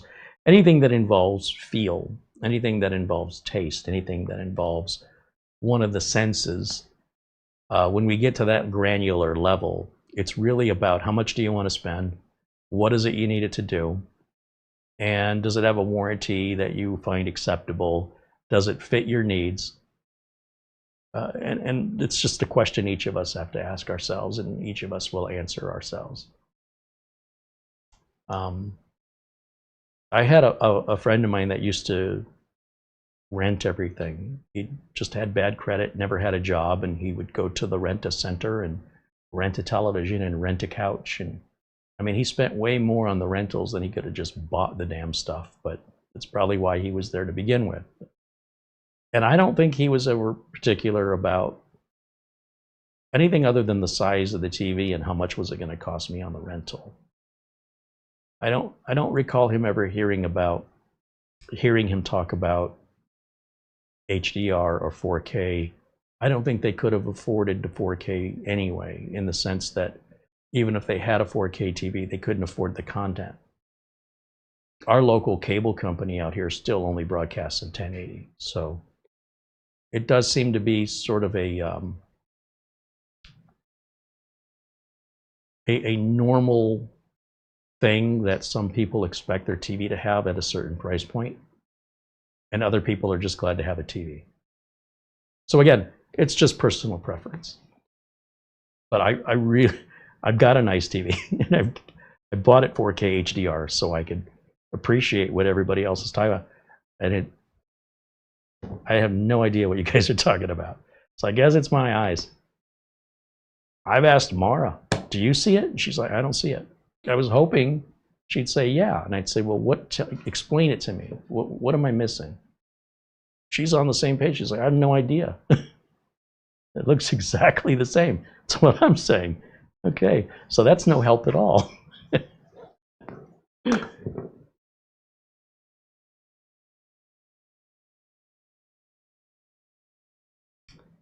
Rowhammer says, Carrie, in Windows, do you always use the balanced power mode, or do you set it to the highest available option, whether it's on a desktop or a laptop? I adjust it according to what the needs are. So, for example, if I had a laptop, it'll have 2 power settings, one when it's plugged in and one when it's on battery.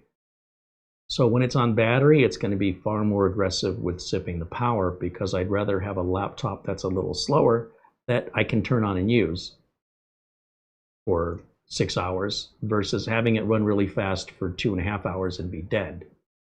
Especially if I'm on a 6-hour flight and I'm looking for a way to keep myself busy or entertained.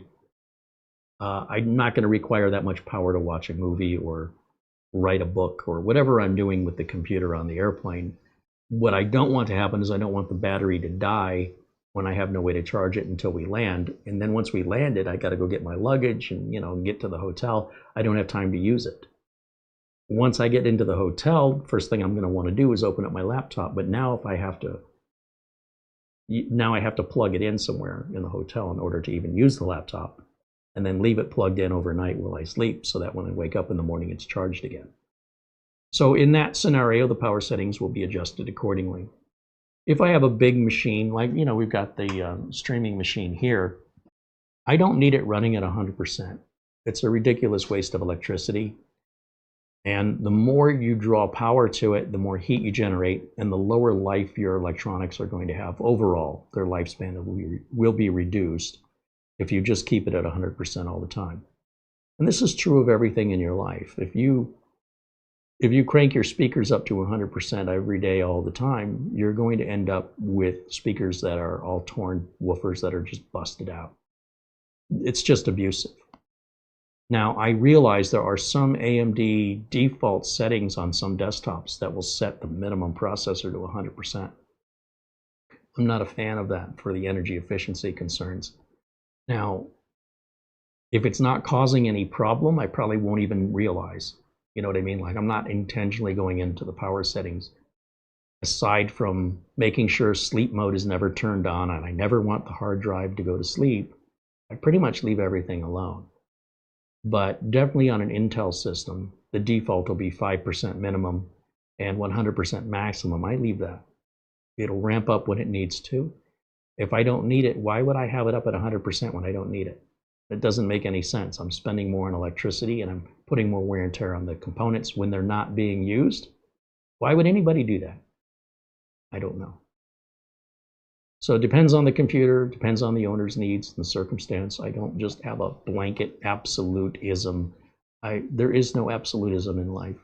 You make the changes that accommodate the needs of the user or the individual, and they don't necessarily need to match anybody else's, and we don't require anybody else's permission or approval.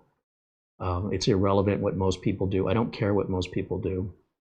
So we just accommodate what the individual's needs are. There's not just a blanket across the board. But by default, typically that's just left at factory settings. So whatever I couldn't even tell you on this one. I'm going to guess, well, gosh, this is an AMD system. So this may, if we go in the profile here, the power profile, this may be set to 100% minimum. I don't even know. But here's the thing. This computer is only on when I'm broadcasting. It comes on about 10 or 15 minutes before we start, and it'll be off within 10 minutes after we end. So if it's at 100% for 2 or 3 hours, who cares? The rest of the time it's off. I guarantee it's really efficient when it's off, because it's using very little power just being plugged in. But if I take a look at it, and because now you got me curious, I don't even know. I've never looked at it, honestly. Since we built it, it's never even crossed my mind, because there's no problem I need to fix. If I was having heat problems or felt like the fans were running loud all the time, I'd have a reason. But for no reason to just go poking around, I'm just too busy to have that luxury of childhood wonder. I wish I could. But since we're talking about it, let me just take a look here. Can I share this with you? Let's see. Properties.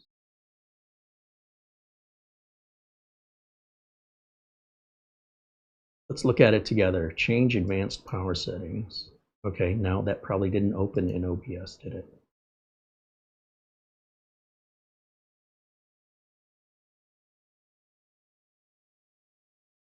Okay. So you'll see I make a change here. I set this to 3 hours so that the computer doesn't the monitor won't go to sleep on me while we're live. And then put the computer to sleep universally unless it's a laptop and we're saving batteries. This doesn't serve any purpose other than a support call at some point. So I don't want to deal with it. Change advanced power setting. Wait a minute. Am I still looking at the right? I'm looking at a different screen that I'm showing you. So over here now, you'll see turn off hard disk after 0. That's an important setting because, again, if we can stop flipping things on and off, if we leave them on or leave them off, things tend to last longer. When we had spinning hard drives, this I might change. But with SSDs, in my opinion, Windows should be smart enough to set this to 0 on a solid state drive, and it isn't. But I don't remember changing it, so I don't know if that somehow became the default. But when we're looking at processor states, I'm curious what the minimum is. So minimum is set to 0, and I didn't set that. That's factory. And maximum is at 100. And it does show it's in balanced mode. However, I can still make changes and it'll still say it's in balanced mode. You can customize balanced mode to whatever you want it to be. So I did not make any of these changes. This is just how it installed, and I've never given it a second thought. I've never thought for a minute that there was any reason for me to look at it. And never even crossed my mind, because there's nothing I'm trying to fix. There's no goal here. You know what I mean? Like, how do I know when I'm done? If there wasn't a problem to begin with, how do I know when it's fixed if it was never broken? I would never know. So why would I bother? I don't know. Maybe I'm weird that way, but it's business. Like, I wouldn't poke around a business trying to look for problems if they're not reporting any symptoms. If you go to your doctor and you say to your doctor,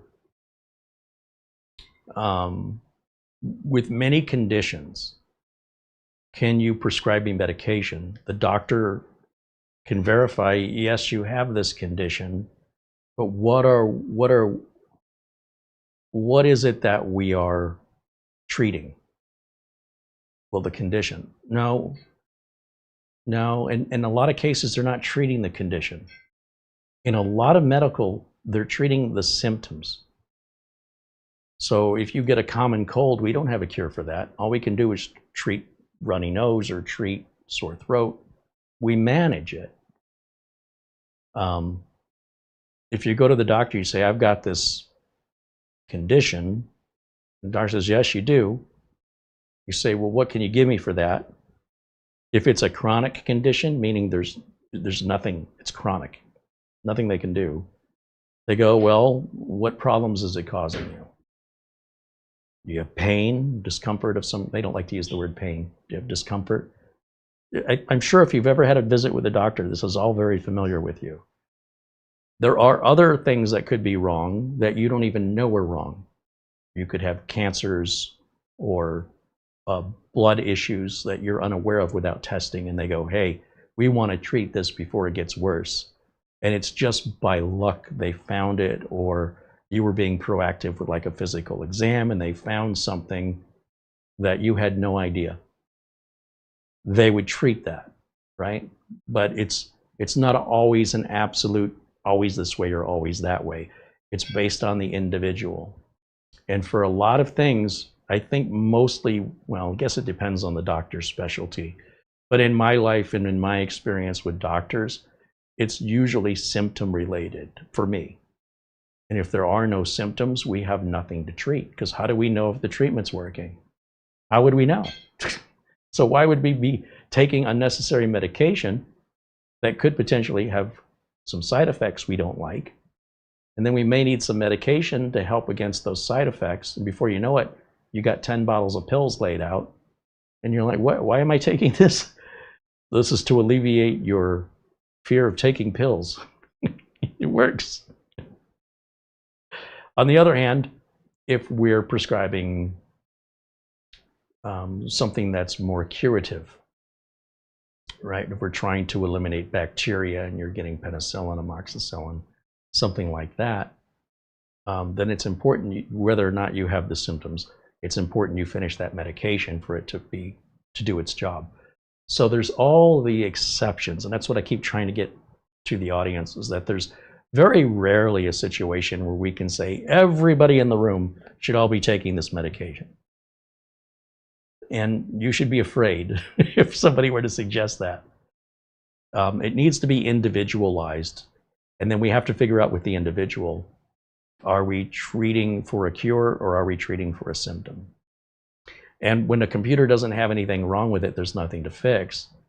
And if there's no symptom that we're trying to make an adjustment to refine or to minimize, what do you change and how do you know when you're done? It's a rabbit hole. It is the rabbit hole of all rabbit holes. So you just do what's right for you, and it doesn't matter what anybody else thinks. And that's what I do. When customers call me to, resolve computer issues, I don't do the same thing for all customers, because all customers aren't the same. And if life was that easy, I wouldn't have a job. We could just program a robot to do that, and it would do it all the same every time. Be careful what you, I mean, I'm not saying you're wishing for that, but those kind of answers, if they existed, would pretty much put me out of business, I'll tell you that. And it really wouldn't benefit anybody as far as any individualism goes or any differences. If you want to be the same as everybody else and do the same thing as everybody else, you know, Apple computers are a good way for somebody like that to go. Windows computers definitely wouldn't be the right answer if somebody didn't want to be bothered with those kind of decisions. But I certainly love having the options that I can adjust to my needs or to the needs of the customer, and to be able to say, okay, well, the answer for this customer is this, but the answer for this other customer is that, and the answer for this customer is something else entirely, and the answer for me is something else entirely. And this can go on and on and on and on and on. So there's no right or wrong answer there. It's just personal preference. For whatever reasons, somebody might say electricity is really high. I don't want it running at 100%. And if you saw the electric bill I had to pay, you'd understand. Oh, I understand. I don't have that problem. So I would recommend you make changes that I myself would not make for me, because I'm not in that scenario. You see what I'm going? Like,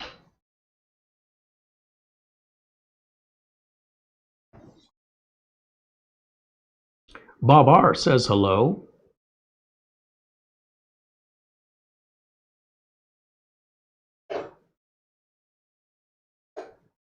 Aussie Welder says good day. Patrick says take 2 aspirin and call me in the morning. Yeah, good luck getting through. Who's ever called a doctor? Is that a thing anymore? You get a receptionist. You get voicemail or automation. At least in my experience. When do you get to call the doctor directly? Maybe I just don't spend enough money.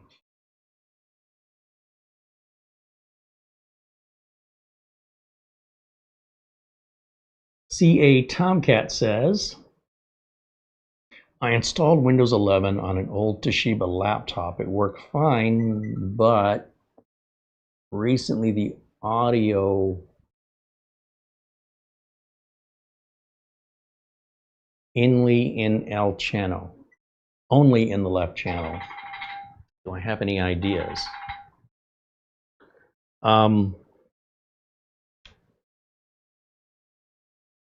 If you're putting Windows 11 on a computer that doesn't support Windows 11, then likely there aren't updated drivers for things, and that may not be apparent and obvious initially, but could be something that creates an issue for you later on.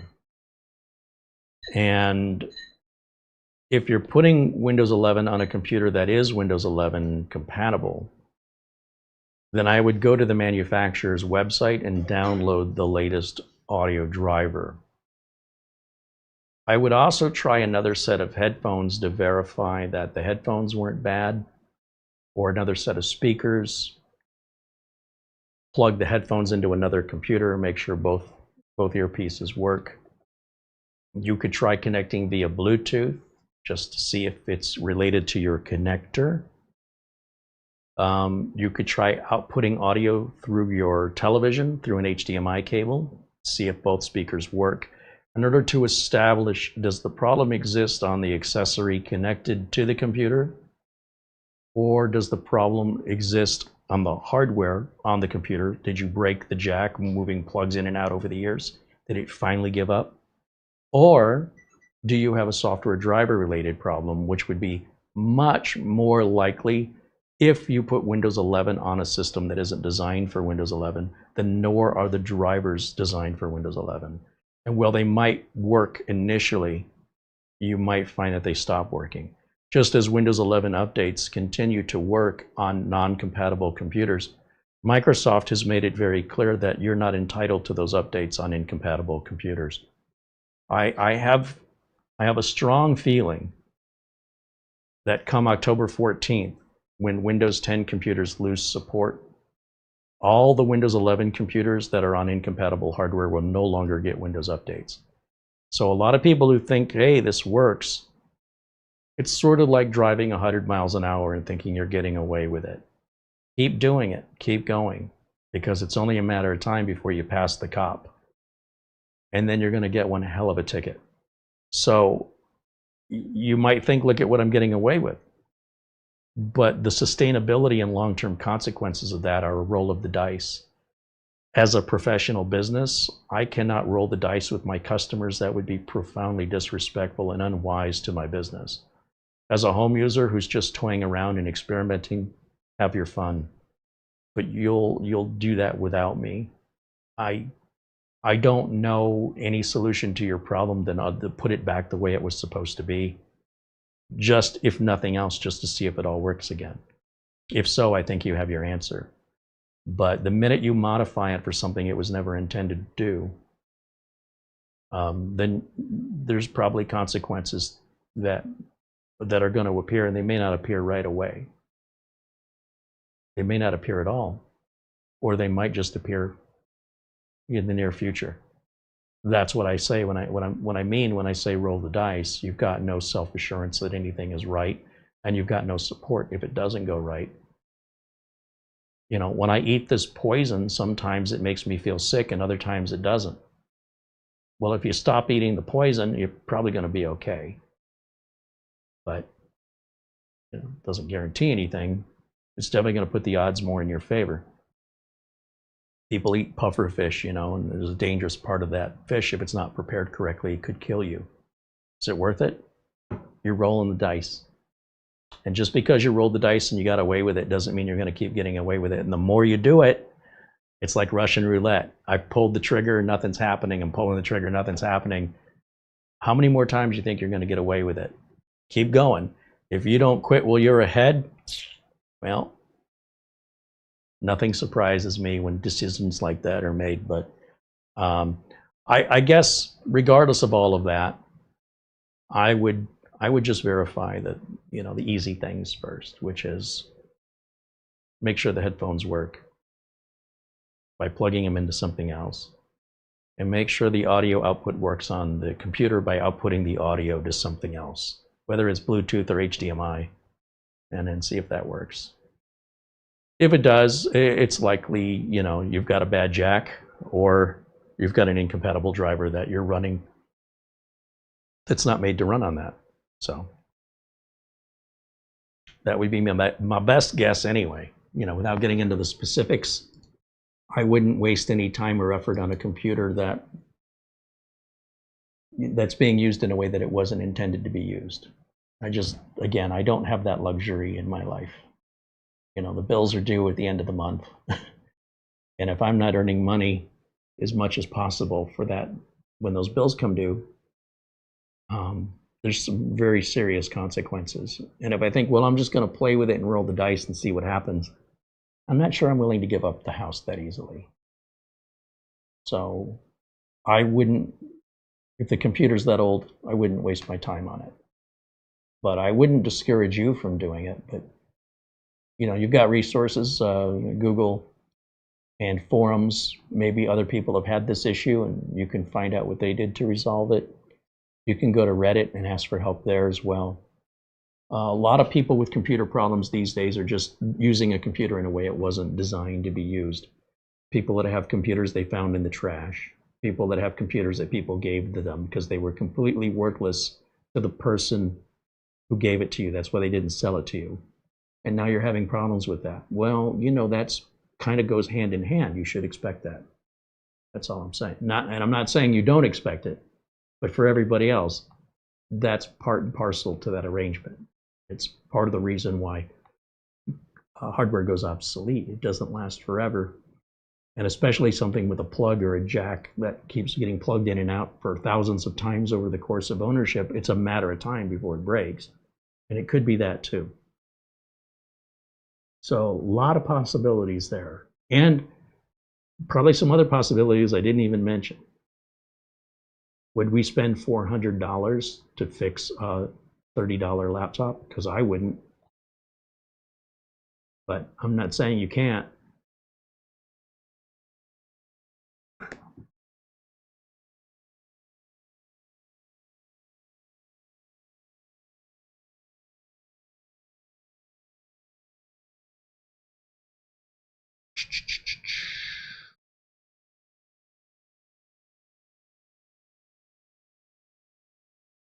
What is the best way to put back a desktop DIY PC UEFI settings back to default from factory? Is it clear RTC, remove the CMOS battery, or load optimized defaults, or all of the above?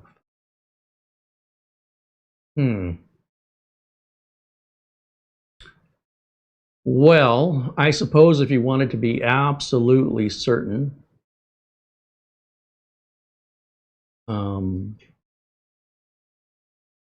I would not choose any of, well, you could remove the CMOS battery. You've got to make sure you unplug the computer from the wall and then remove the CMOS battery and wait 2 hours.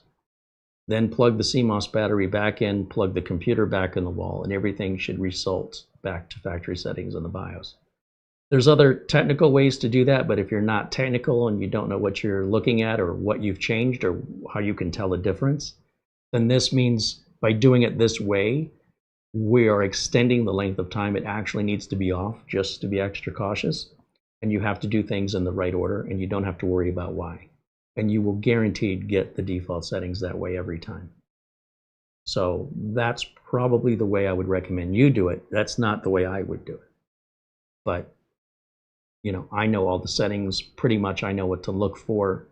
And I can tell sometimes when a BIOS is loading optimized defaults, it's not necessarily changing all of the settings, but just certain ones.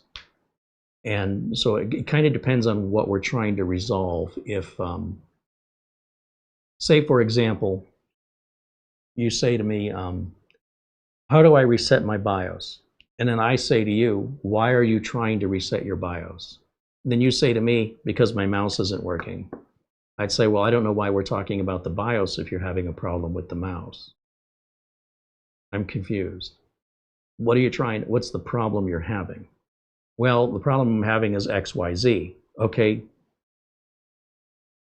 that has nothing to do with your BIOS. Like, I don't even know why we're bringing this up. Why didn't we, why didn't we start with what is the problem you're trying to resolve, and then let me use my experience and help guide you where I would start,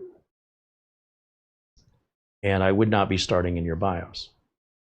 So sometimes when people ask questions, the questions are difficult to answer because I don't know what is it you're trying to fix. Like, why are you asking the question? And when we get to the why of it, what I find a lot of times is it has nothing to do with the question. I'm like, well, these two things are not related. Somebody says to me, how do I get this network card I just bought to work in my computer? What happened to the network card you had in your computer? Oh, I just upgraded it. Okay. So you had a 100 megabit card. No, I don't know, whatever they had. And they upgraded it to a 2.5 gig card. Did the old card die? No. What was wrong with the old card? Nothing, I just wanted my internet to go faster. This is the days, like we're talking, even today, most people don't have multi-gig internet. So you've got a gigabit card, and let's say you've got the top tier gigabit service from your internet service provider. What do you think that's going to do? It's going to make my internet faster. No. No. If you want your internet to go faster, you call your internet service provider and you pay for that. That's how you get faster internet. So sometimes when people are asking questions and they're trying to solve a problem, I'm like, well, what's the problem? And there is no problem. I've got this RAM, and it's showing when I look in the task manager that it's using a lot of it. How do I fix that? So you want to have RAM you're not using? Is that what you bought the RAM to not use it? Well, it just seems like it's using a lot. Yeah, isn't that what it's for? If you got what you wanted and you reduced the amount of RAM you're using, then what's all the other RAM for? Why do you have it? I'm confused. What's wrong with the computer? Nothing. So, what's your question? Yeah, it's kind of weird. I don't know. I can't explain it.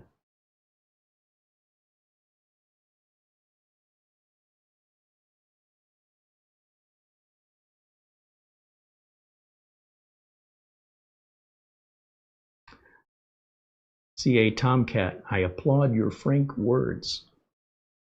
Yeah, I'm going to be straight up with you. I mean, look, I'm not here to pander. I'm not here to babysit.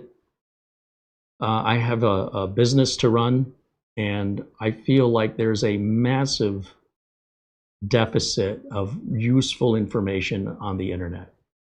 I think 80% of the stuff on the internet's just hyperbole and nonsense and opinions, and just everybody wants to be heard, even though they've got no level of expertise and their opinion doesn't matter, because we don't even know who they are, but it's really important they keep their anonymity and their privacy. But at the same time, they want you to know what they think. But if we don't know who you are, what difference does it make what you think?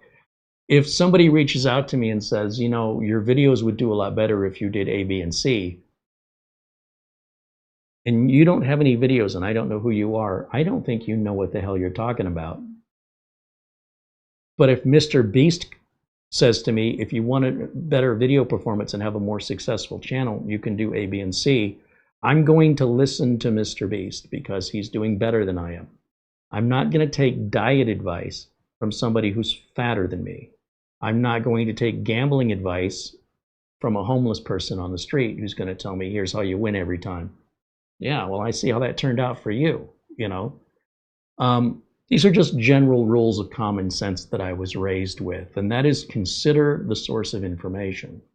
And unfortunately, the source of a lot of information online is just somebody sitting at a keyboard. It doesn't mean what they have to say isn't important, but it's hard to know if we don't know who they are. So if somebody wants to tout about how important their privacy and anonymity are, well, then I can't really take what they have to say with any serious belief. It might be amusing, and it might be something I might want to look into to verify, but I'm not going to take their word for it because there's no way to know who they are. So whose word am I taking? No one's. Well, then that information is pretty much worth exactly the source it came from. Nothing, right? It's unknown. It doesn't have a value.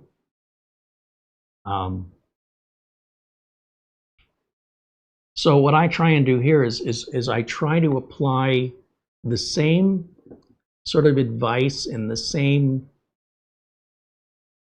level of communication that I provide with my customers that my customers pay me for, but you guys don't pay for it. You guys get it for free. But by offering it for free, there's a certain amount of the population that thinks it's worthless. That same population that thinks it's worthless, I can give the exact same information to them for a fee, and they will write me a check and say thank you. And the only thing that changed was whether or not I gave it away or I sold it. If they bought it, they see value in it.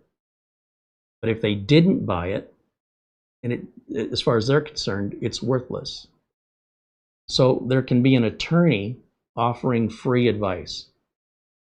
Holds a big sign, says you can ask me any questions. I'm a lawyer, and this is how I give back to my community. I'll just stand out here and answer any legal questions you might have. And that lawyer will be abused. As a large percentage of people will just harass him. That lawyer goes back to the lawyer's office and has an appointment in 2 months, and the appointment is not free. Somebody's paying for it. And who walks in but the same people who harassed this lawyer when offering free advice, and now they actually need advice. Now they're in trouble, and they call up, it could be any attorney, and they have to pay that attorney a consultation fee. And now suddenly it has value to them when a couple months earlier it had no value to the exact same people. That is the culture that we live in. And it's kind of sad, but when the way I run my YouTube channel is the way I run my business. And if you were paying me as a customer, I will be as direct with you and I will be as honest with you. And I will give you information and let you make the decision, and I will just help guide you. If the customer says, look, I don't want to make the decisions, I want you to handle all of this, I can do that too. That's a service I offer. It costs more, but I'm more than happy to offer it. And we have to establish, what is it the customer wants? Does the customer want something as cheap as possible? Carrie, nice guy, I don't want to pay you because every time I see you, it costs me money. So can you just get me up and running again, and I'll call you the next time I need you? Those aren't my favorite customers because I can't rely on them for income, and they always have emergencies. When we do some maintenance contracts, then customers have an expectation that I will prioritize their call and that I will maintain their networks and their backups and their infrastructure, each PC, updates, delete temp files, keep drivers updated, monitor the status of everything so that we can avoid ransomware, or if there's a catastrophic issue like a fire or a theft, hurricanes, that we can get them back up and running tomorrow or within hours of getting the green light. We need to be reset up. Building is demolished. We need new computers. We need all the data put back. We need to start answering phones tomorrow. We need to stay open and help our customers, or we're going to go out of business. That is the main bread and butter of my business, is that service. As you can imagine, it's pretty much zero consumers. It's all in business. And because I'm maintaining it, there's very rarely any surprises. I can tell when things are going bad. I can get an early indication of it, and I can solve it, and the customer never even knows I did a thing. They could have a drive go out in their NAS. I get the alert that a drive has failed. I go over there after hours when the business is closed. I have keys and an alarm code. I take the drive, I swap it out, I rebuild the array, I get back in the car, I go home. Customer never knows I was there. Customer never has any downtime. Customer has no idea what just happened. I'm good with that. I mean, I'll let them know, hey, change the drive out. It's a non-issue, didn't interfere with business, didn't impact their bottom line. If the drive that went bad is under warranty, I will handle returning the drive back to the manufacturer. When the drive comes back replaced, that will go back to the client's office at my leisure as the new spare, and I'll just usually set the spare right on top of the NAS. So when the next drive happens to fail, we've already got another spare there. If there's a scenario that arises where the NAS is destroyed or two drives failed at the same time, I have the backups. So there may be some data loss, but it'll be very minimal between when the backup was made and when the failure happened, depending on how often the customer wants me to do that, which is based on how much money they're going to pay me per month and how much data and how long that takes to back it up. So I provide those customers all of this information and say, well, if you want this, it costs this much. And if you want that, it costs that much. And you can expect this kind of result. So if you only want me to back up your network, say your NAS every 30 days, that will be your cheapest option. However, it is possible that the building catches fire on day 29, the day before the backup gets done, and you will have lost 29 days worth of data, right? Now, in some businesses, that could be devastating. In other businesses, they're like, well, we don't put that much data on in 29 days. That's why the business owner has to make this decision. Is it cheaper to pay your employees to recreate the 29 days of data? Or is it cheaper to pay me the extra to back up every week? Or is it cheaper to have me back up every night? And I'm talking offsite backups. I'm not even talking cloud. I'm the cloud. So you know where your data is. It's not going to some mystery computer that somebody can hack somewhere out in the cloud. I have it. You know exactly where it is. So if you want that peace of mind and you want to be able to, take a visit of where your data is, you can't do that on OneDrive or Google Drive. You can't go visit your data. Show me the computer that my data. No. Well, how do I know somebody's not hacking it? You don't. Well, I'm not comfortable with that. Neither am I. That's why I offer this service. And you pay for that. You say that's too much money? Then that's fine. I don't care. I just want to make sure I can accommodate whatever your needs and your budget are, give you the pros and cons, including the prices and conditions, and you pick which way is right for you, and we put it together and make it happen. Everybody's happy. So I do the same here on YouTube, where I'll put it out there for you, and then you can make an informed decision that's right for you.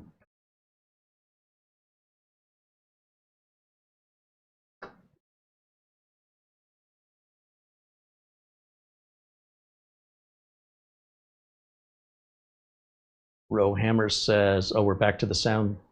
He has a sound. Who has a sound card? I haven't seen a sound card in years. You're not just using audio built on the motherboard? He says, "I had to remove my sound card and plug it back in to be recognized by Windows." No, you didn't. You absolutely did not need to do that. But that's what you did to get that result. But I could have got you that result a whole different way that wasn't so invasive. See, this is what I mean. Okay, so here's what I would have loved to have seen. Like, I appreciate your questions. I would appreciate it more if I got the whole information. Like, hey, Carrie, I had to reseat my sound card in order to get Windows to recognize it one day. And ever since I've done that, I only get audio out of one channel. I'm running Windows 10. The sound card is an XYZ, whatever. All of this information would have made it possible for me to give you a very specific answer. But the more information you leave out or you save for later, then I have to retract my answer and say, everything I told you, you can erase now. You just undid everything I told you. And now we start over again. So just keep that in mind. If you want a very good, accurate answer, you need to provide a very good, accurate question. I'll do the best I can, though. And it's nobody's fault. I'm just telling you, if you want that end result, it's on you to set that up. If you set it up nice and neat for me, I can hit a home run every time. But if you're withholding information, if you're trying to jump ahead, the information I offer in return will not be as helpful. So we can help each other by including, if you don't tell me that, I'm just assuming nothing, just woke up one day and all of a sudden audio's not working. But there's more to it than that. That's what we should have probably started with. As a general rule, if you're talking to a doctor or a mechanic, a computer technician, it's always best to go back to, when did this all start? That's usually the best diagnostic technique that, or the most useful for anybody who does any kind of service or repair. A plumber, anything where somebody's going out for a service, provide them as honest, as complete information as you can. It doesn't matter if the information could even be embarrassing. It's going to cost you less money if we can get, we don't care. Like, we just want to fix it for you. We don't want to work any harder than we have to. And if we have to spend time unwinding a mystery that you won't tell us, it's going to make your bill higher and it's going to take longer to get the repair done.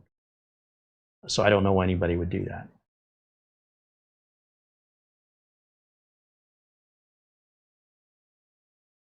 But yeah, now that you've told me that, you can completely erase everything I already told you. Now we have to start over.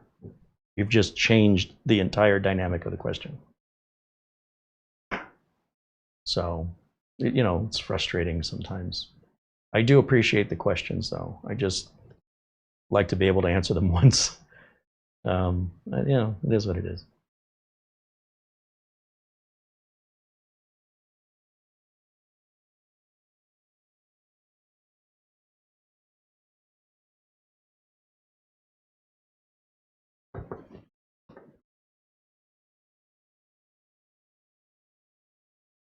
Wow, did we go 2 hours already? All right, well, I guess maybe we'll get ready to wrap it up here.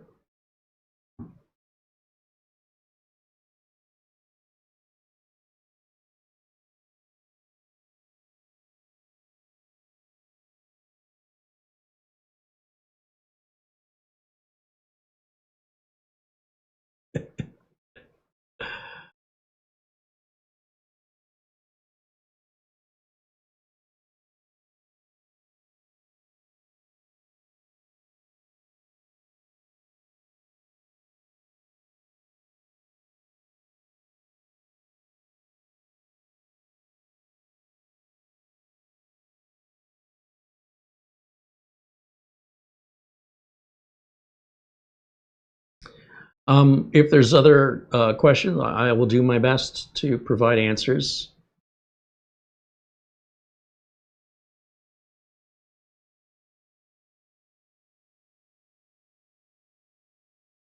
Rohammer says, I think you had me confused with somebody else's question. Did I?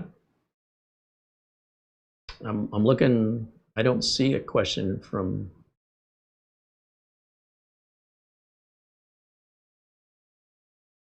Maybe I did.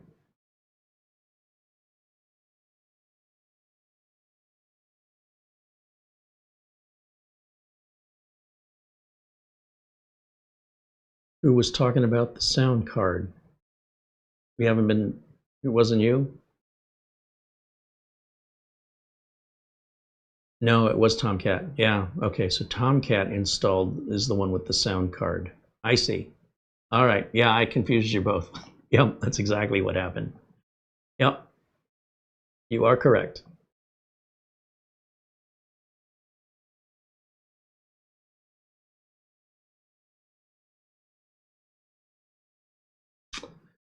So hold on a minute, he had a Toshiba laptop with a sound card. Well, that wouldn't be something you unplug and plug back in. A sound card doesn't come out and go back in again. Rohammer said, I also had to remove my sound card and plug it in. So I am talking about you. I'm not talking about him, I'm talking to you. No, I didn't confuse you. You All right, I think that's enough of that. You made a statement about a sound card. I was responding to your statement about the sound card. And you made that statement after Tomcat talked about his sound card I already addressed. And then when I'm addressing you, you think I'm addressing him. No, I was addressing you. I was answering your question. Tomcat can't unplug and plug in a sound card. I don't know how okay. All right, enough of that. Patrick wants to know, did Peloton ever get back to me on the WI6 secure boot option being off? I don't remember. Peloton, do we still have it? I think that problem was resolved, and then I think somebody in the audience got that computer. I don't remember.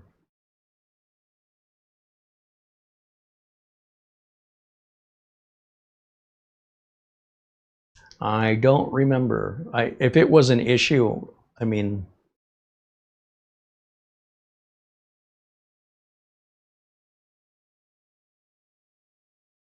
I remember we had the secure boot keys missing from Max Tang.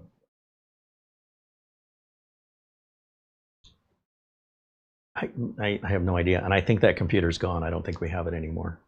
And I think the only way we would have sent it out is if that issue was resolved, or if it wasn't an issue to begin with. So yeah,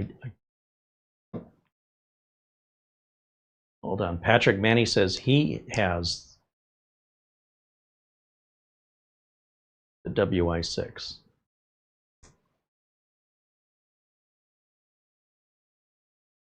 So if you've got the WI6, why aren't you just turning secure boot on?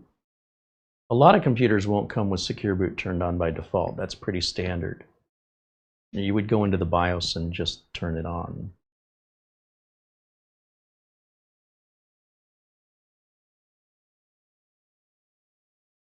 I don't remember the WI6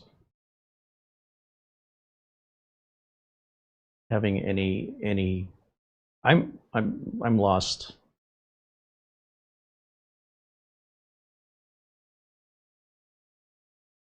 Is what you're saying is I have a Peloton WI6 and secure boot is turned off by default and I've turned it on, and is that normal? And the answer is yes. It's not normal for secure boot to be turned on by default. Generally speaking, very few manufacturers do that. Or is what you're saying, I have a Peloton WI6 and I cannot turn on secure boot?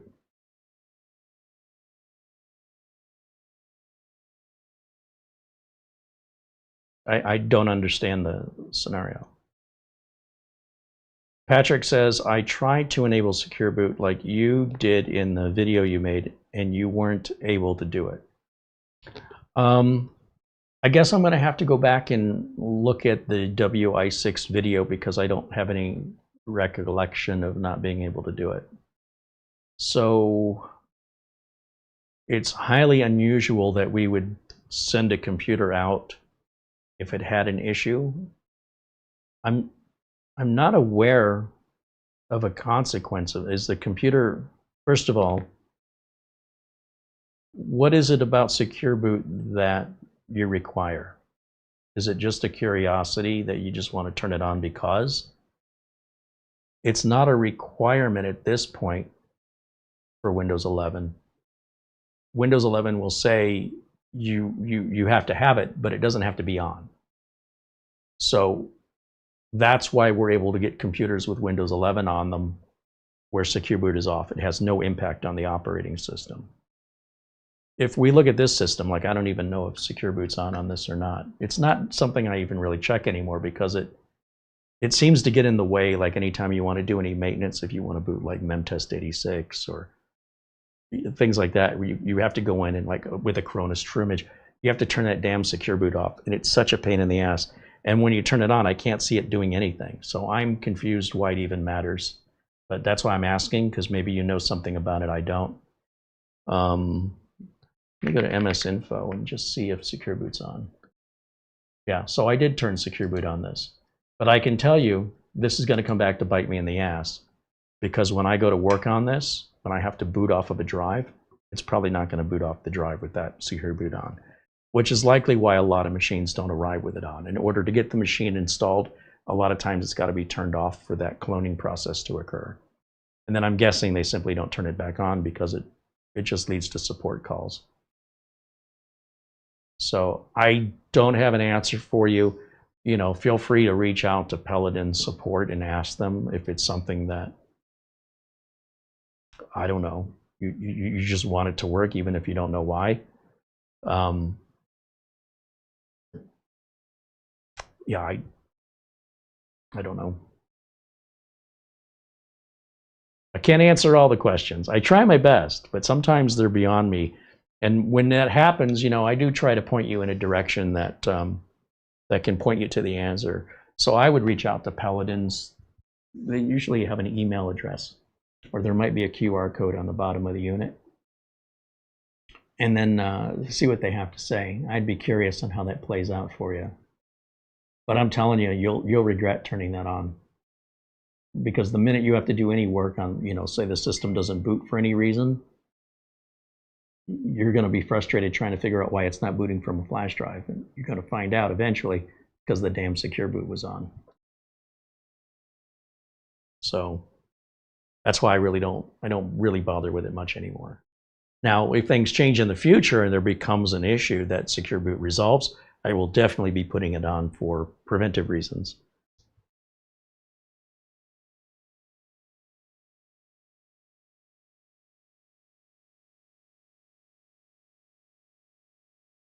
Oh, Mara's just messaged me here about, I guess hold on.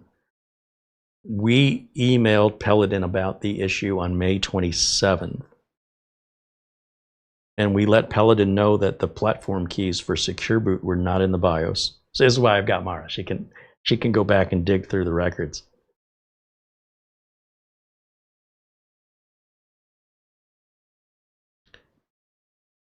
And we don't have a response from them. I think what we got was something about Windows 11 activation, and we're like, no, we're not talking about product keys. We're like, they didn't understand us. And I think that we went back and forth and said, we're not talking about Windows activation keys. We're talking about the platform keys in the BIOS for secure boot. And then they said something about legacy mode versus UEFI. I said, no, we're not having a boot issue. Where the secure boot seems to be missing, the PK keys seem to be missing out of there. Should be, and we took a screenshot and we showed them and we pointed arrows at it and said, see how this is empty? This is supposed to, you guys, the manufacturer, you're supposed to fill that in with manufacturer-specific assignment. And then we never heard back. So, as I recall now, I believe that's how it played out. At some point, you give them a few days to respond, right? Like, I'm not going to keep harassing them for an answer every day. But at the same time, I got other things to do. And after a few days, I just stopped looking or thinking about it because I'm off onto other things. So until you just mentioned it, I completely have moved on. It does not occur to me that we ever got an answer from them that they understood the question.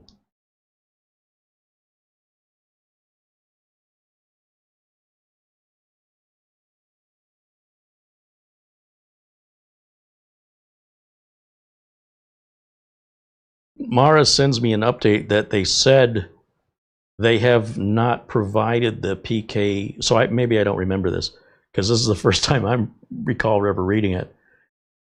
That this is a Microsoft option. It's not required. And what happens is if you turn it on, most USB flash drives cannot be used and customers cannot flash the BIOS by themselves. If you want to modify the option by yourself, we can supply the related BIOS file. Well, I don't know why I would have said no.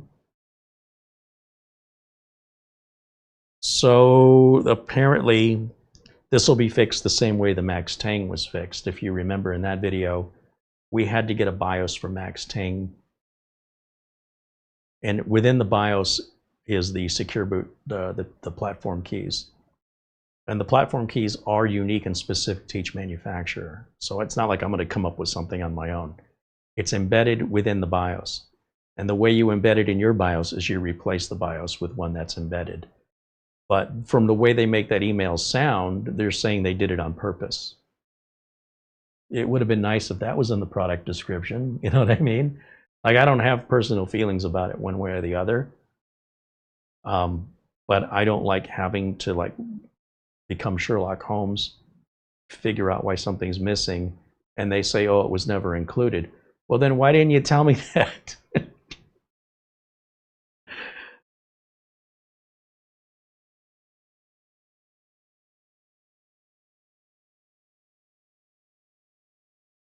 I mean, I wouldn't bother with it if I were you. If there becomes a scenario, Patrick, where secure boot is necessary for you to do something, reach out to us and we can talk about replacing that for you with a more modern, whenever that future ever happens. They release a lot of mini PCs. We get another mini PC to review several times a month. And if we sent you, it sounds like we sent you this one, if at some point you ever have a problem with it, regardless, the first people you should be reaching out to is us. And we'll help you find a solution, even if it means having you send that one back and we send you a different one. That's fine too. Sometimes it's just faster and cheaper for us to do that than to try and work through problems that, these mini PCs, they're so inexpensive and we get so many of them. Oftentimes the period of time that passes between when we review something, when we give it away, and then by the time we've given it away, if there's any problem with it, including sometimes shipping damage has occurred, it's faster and cheaper to tell the person, just send it back to us. And then there'll be some others that have come in that we've reviewed and we'll just throw that in and send it to you instead. So that's how we handle it. We don't do much to fix them anymore. They're not worth fixing. And I would not go back and forth in email over this issue. But if it's a real issue and it's worth it to you to pay the postage and send it back to us, we'll send you something different. It's no, even now if you want to. I don't mind. The same I would do for a customer, right? Sometimes it's best, if a customer has an issue with something that I don't think is an issue, I won't argue with the customer about it. I'll just say, give it back. We'll give you something else. If it matters to them, we want to make sure they're happy. That's all. And it doesn't really matter if it's a real problem. It could be just perceived. It doesn't matter to me. I want somebody to be happy. And if I tell them, look, this is an irrelevant thing, and they insist that it isn't, and it really bothers them, there's no point in continuing the discussion because that's what they feel. And if that's how they feel, it's my job, to fix it, to make it right. So, just keep that in mind. And there's no deadline on that. Just if you ever have an issue with it, or you just decide you just don't want it, you want to upgrade it or change it and exchange it for something else, we're more than happy to accommodate whatever we can do to keep you happy. Certainly, you just got to let us know, right? We wouldn't know if you didn't tell us.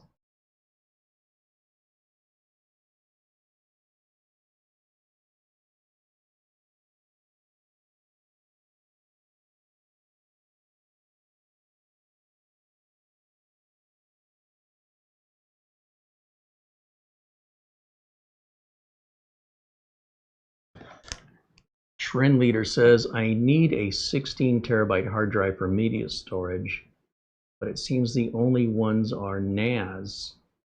Can you use a NAS hard drive for a regular desktop? Well, if we go to Amazon,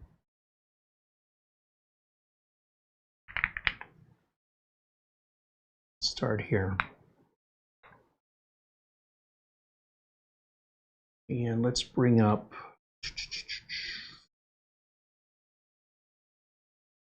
window, sure, for Chrome. And you want a 16 terabyte hard drive. I see these are sponsored, right? You see it says sponsored. First two results are sponsored. They have nothing to do with your search. They're just advertisements. You shouldn't even be looking at the first two results of an Amazon search. They're worthless and irrelevant. But now, here we go. There's an Iron Wolf NAS drive. For the same price, you can get a regular enterprise drive that's same size, same price. I saw the 18. I was thinking it was 18 terabytes. It's 16 terabytes. Western Digital NAS drive. Keep going. This is a surveillance drive. This is what's used on like video recording services. That's $60 cheaper.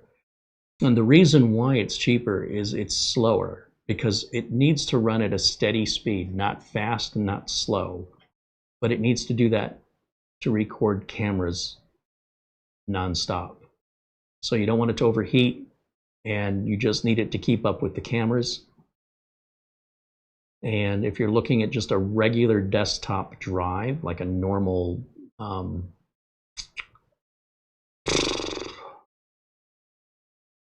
if you're seeing enterprise and you see NAS, right, and what you're looking for from what you're describing is a desktop drive, they do sell them already in enclosures, and you can see it's than a NAS drive.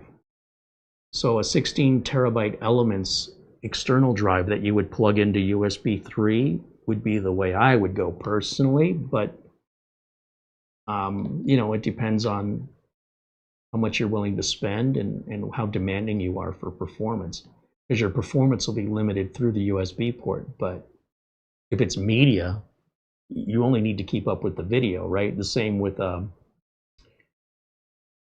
like these security system cameras. They're going to keep up with all your media. They're going to play videos and music just fine with the performance of this drive. But this is $50 more, because it's intended for heavy-duty usage. This is intended for home users.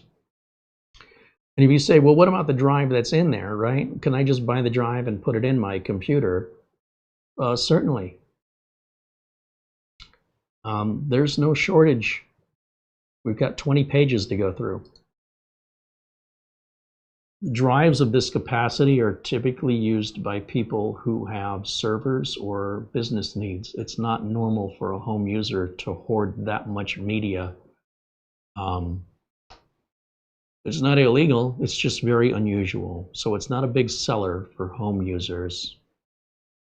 Here's another external one for home users. So usually for the home users, they're going to be in in an enclosure. So a Seagate Barracuda would be like a desktop drive. And even though I'm clicking on the 12 terabyte one, sometimes there'll be options for different sizes, sometimes not. That's why I'm clicking to look. Sometimes you can get a 20 terabyte drive cheaper than a 16 terabyte drive. And that's why it's important, don't get your mind fixated on a certain size, because you could find out a larger size is cheaper. It's a supply and demand issue in what's being manufactured. So for example, here's a Seagate Barracuda 16 terabyte drive, but Amazon doesn't have any in stock. But other sellers do. And it does show they start at 218, which is even cheaper than everything we've looked at, because there's no enclosure to pay for, right? So here, if you look at what your buying options are, will be other sellers that sell through Amazon, but they may have slower shipping and they could have restocking fees. You know, look at the ratings here, not ideal. Interesting, Newegg Business sells on Amazon. So if their 16 terabyte drives are sold out, it's likely because they don't make them anymore. And that the next size up would be 18. And it's possible the 18 terabytes are made and they sell for the same or less money. So I'm going to just add the word Barracuda. And, you know, we're just looking at Seagate. Western Digital has their branding as well, as does Toshiba. You don't have to look at Seagate, but just to, you know, show you the way I would look for it. So the UltraStar is a regular disk drive for a home computer. This one is refurbished at $245. This is not for a NAS or a server. This would be for a home user. If we scroll down, the purple drives are the surveillance drives we talked about earlier. And the Barracuda, what's interesting to me is I'm not seeing anything that size Barracuda. So usually what I would do if I can't find what I'm looking for is to click something close, which is, I think, what we clicked on before. This is $180 for a 12 terabyte. And then sometimes there'll be boxes for different sizes down here, which I think I just repeated the same thing I did before. But if we find any other Barracuda drive, just look for that green drive, click on it, and see if other sizes are available. So I'm not seeing yet on any of these listings multiple sizes.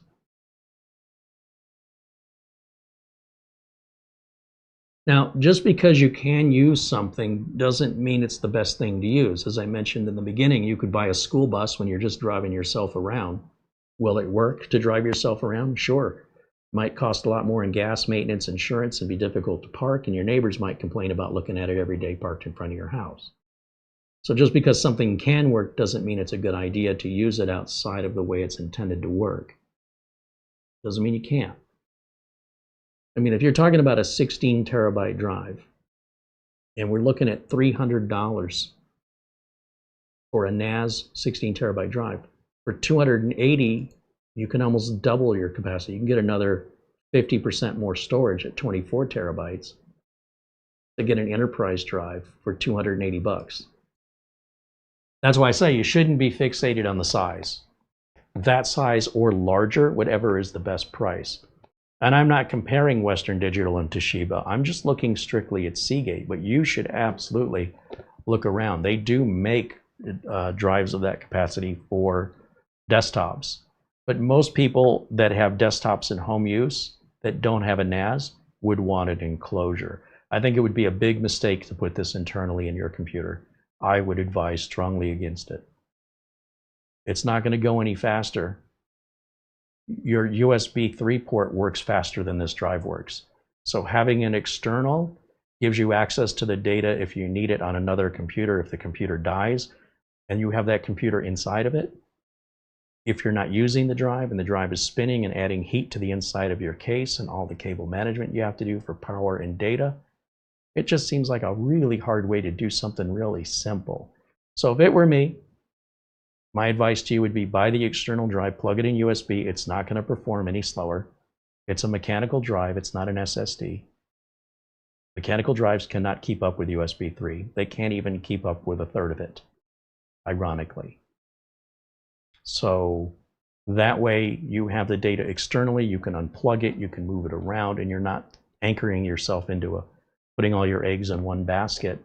And then if ransomware hits or system doesn't boot, you've lost every single thing until you open that computer up and start tearing out pieces, figuring it out. And if you had this external, that would make your life so much more versatile and less stress-free. Should something happen, you're prepared, and at least giving yourself an option that otherwise you would be excluding yourself from. And on top of this, if you look at the price difference, you know, if you want to use a drive that it was intended use, then you should be looking at, in my opinion, the external drives. Or if you need that much storage, you really should just have a NAS. I don't know why you wouldn't.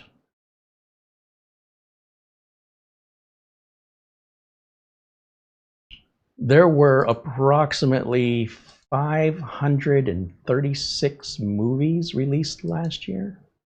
Hold on, let me ask.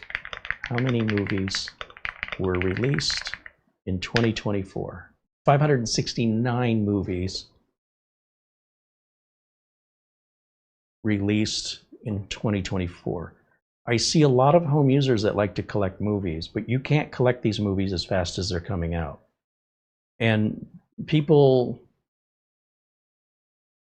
they seem to be under the impression that they're somehow saving money, but it's actually, if you do the math, it's actually cheaper for you to just have a Netflix or one of these subscription services where they store all the movies and you just play them as you want to see them. Because here's what's going to happen. If you're one of those people, pattern, you will never have enough space. Never. No matter what size drive you buy, if you have a media collection and you are currently collecting, you will not be able to keep up with how fast movies come out today. Even if you're not interested in all but 10% of them, you're still going to have 4 new movies a month. On top of that, you're going to run out of space quickly. On top of that, if you don't back that up, because you just have one drive instead of a NAS, you've lost your entire library. So for all the money you're spending to store that data, you could repurchase a lot of it if you ever lost it. Or you can build yourself a NAS and spend even more money to keep your movies and your media that's expandable. So as you continue to, people don't stop collecting. Basically, once you start, you won't stop. And if it's data that you're collecting, the data only gets bigger and bigger. So I like to have the Star Wars movies. I like them. I grew up with them. I don't like to have every movie. But when they release the Star Wars movie in 4K, I want that in 4K. But when they give me the 4K version that is a different version from the original, it's the modified specialized edition, that's not the movie I watched in 1977. I'm not interested in that. So then this group comes out and they put together the despecialized version. What do they call it? Hermes or something? 4K Star Wars that the fans put together and restored back in 4K from different sources that had the best quality. They did frame correction and color correction. It's better than anything the studio ever did. And you have to download it. And the download is like, I don't know, 56 gigs. The Star Wars movie I had was like 2 gigs. And then in 1080, it went to like 6 gigs. But then in 4K, it went to like 12 gigs. But then in the 4K 77 version, it's like 56 gigs. So it's not like we're collecting, a lot of times we're not just collecting one thing. Like, I don't want to go back and watch a lower quality version. I'd delete those and replace it. But what I'm replacing it with is the size of 26 of the Star Wars movies of that size I had at the time. And the data set is that much bigger because there's that much more refinement in the video and audio quality and color correction, HDR, all this other stuff they do to it. And if I did that with just the 9 Star Wars movies, well, there's actually, if you include Rogue One and Han Solo, I think we're up to like 11 or 12, times 50 gigs apiece.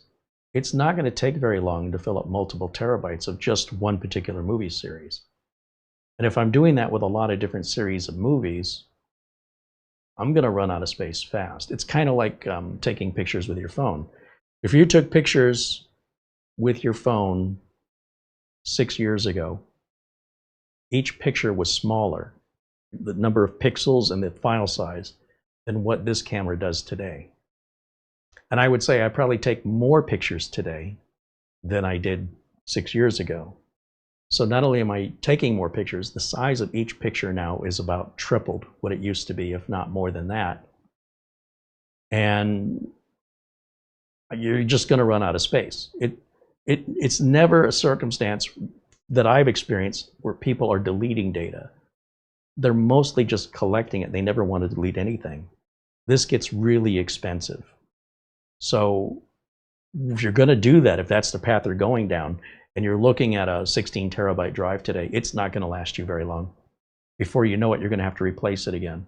If you would have gotten a NAS, you could simply upgrade the drives in the NAS without having to start all over again and replace, or have a library of hard drives and good luck finding what you're looking for, because now you won't know which movie's on which drive.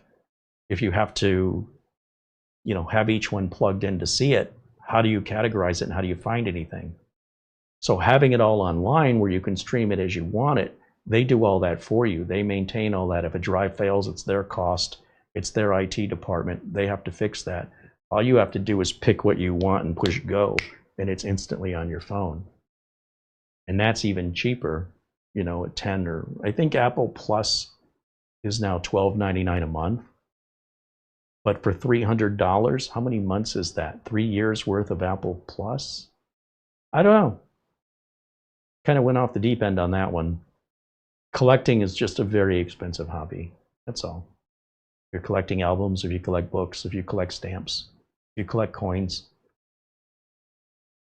it's usually something you spend money on. It's not something you make money on. That's why it's collecting. Not always. I mean, there's people that collect Ferraris that are worth a lot more than they paid for them, but that's the exception.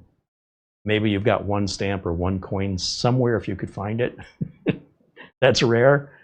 I've heard that story a million times. I know I've got it. I just don't know where it is, but if I could find it, I could get a lot of money for it. And they've never found it.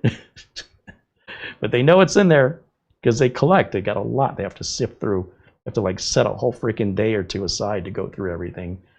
And then, it's a coin or it's a stamp, and you've got to look at it with a magnifying glass, see if it has the mark you're looking for. Yeah. Anyway,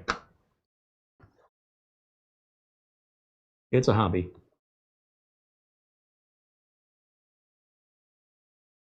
All right, let me go back over to the chat room because I've been looking over at Amazon here. Let's see what you guys are saying here.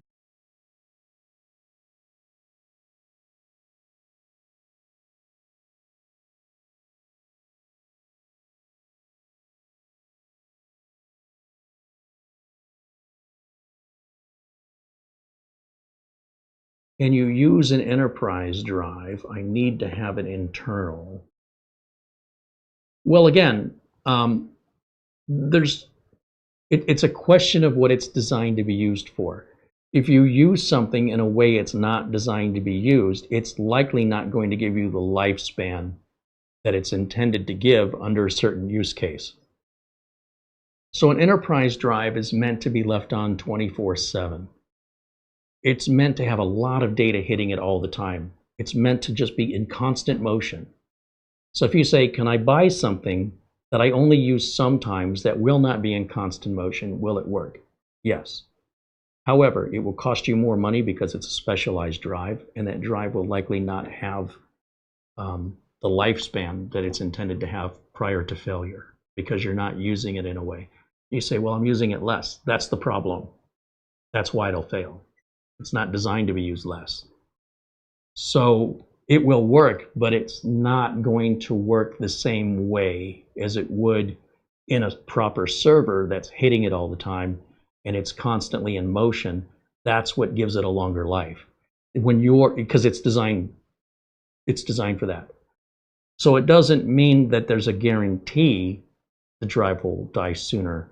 But if the drive dies sooner or fails sooner, it's likely because it wasn't being used for its intended purpose. The reverse is true. I can put a desktop drive into a NAS and it will work, but it won't work, in my experience, it won't work more than a year. Every desktop drive I've ever used in a modern NAS fails within a year, maybe 18 months tops. But if I put that same drive in a desktop, then it lasts a much, much longer time. And there are factors to be considered with regards to proximity to other drives and the way that they're being used, and the engineers that design them to withstand a certain type of environment and a certain type of use case. If let's just say you bought a Corvette, and you bought a 700 horsepower Corvette, and you just drive it 30 miles an hour just down the street to get groceries. Once every 6 months, you take it out of town, a little day trip, come back. You're likely going to have problems with that motor because it's not meant for that. So you're probably going to have to do some maintenance and have to make some adjustments because you're not driving it the way it was intended to be driven. And so not all of the engine is functioning. And if it doesn't function for a very long time, it'll stop working. So it's like if you have an inkjet printer and you don't print to it for 6 months, and then when you go to print to it, the ink's all dried up because you weren't using it. If you'd been using it for, fairly regular basis, the ink would probably still be fine. You didn't run out of ink, it just dried up because you weren't using it. In life, generally speaking, and there are always exceptions, that the reason why these choices exist isn't because will this work, it's what is the best solution. So if the best solution is a chisel and all you have is a butter knife and a hammer, the butter knife and hammer, you can use the chisel, but it's probably not going to do a good job, and it's probably going to break the knife, or you might slam the hammer and injure yourself because it wasn't designed to do what you're using it for. But will it do it is your question. And the answer is yes, but there are potential consequences that are much more likely when you're using something in a way it wasn't intended to be used. There's not guaranteed consequences. But there's a reason why there are NAS drives, there's a reason why there are enterprise drives, and there's a reason why there are desktop drives. And you can interchange them all. Absolutely. I can put an enterprise drive in a NAS, I can put an enterprise drive in a desktop, I can put a desktop drive in a NAS server. You can absolutely do it. But you've got to ask yourself, if they're all the same, why do they have these different names? Because they're not the same. How are they not the same? Boy, you can go down a rabbit hole for hours in engineering and data transmission and use case scenarios and power consumption, and it changes how they're designed. It's not just software. The physical components inside of the drive are different. You can simply pick up an Iron Wolf drive and pick up a similar capacity desktop drive, and the Iron Wolf drive weighs like 3 times more. It's got all the shielding and larger magnets, and everything's built tougher. And if you're not using it like that tough Corvette, the parts that are designed to get used, they don't get used enough, and they start to seize. The movement gets sort of stiff. And over a period of time, that will lead to its failure. So for that reason, manufacturers design drives for video surveillance. They design drives for desktop use. They design drives for, in some cases, high performance desktop use. For example, Western Digital has a Western Digital Green, Western Digital Blue, and Western Digital Black, all of which are designed for desktop use. Western Digital Purple is for surveillance. Western Digital Red would be for NAS or enterprise drives. So if we focus on those first 3, I said those can all be used for desktops. Well, why wouldn't there just be one choice for desktops? Well, the green are energy efficient. They're going to sip power and generate low heat. If that's important to you, then that's the drive you want to buy. The blues are generic, average, ordinary, common drives. They're not fast, they're not hot, there's nothing special. They're basic, they're not energy efficient like the green ones, and they're probably one of the cheapest you can buy, which is why you'll most often find those in HPs and Dells and other pre-built machines. They're the cost efficient. And these could all be the same capacity, by the way.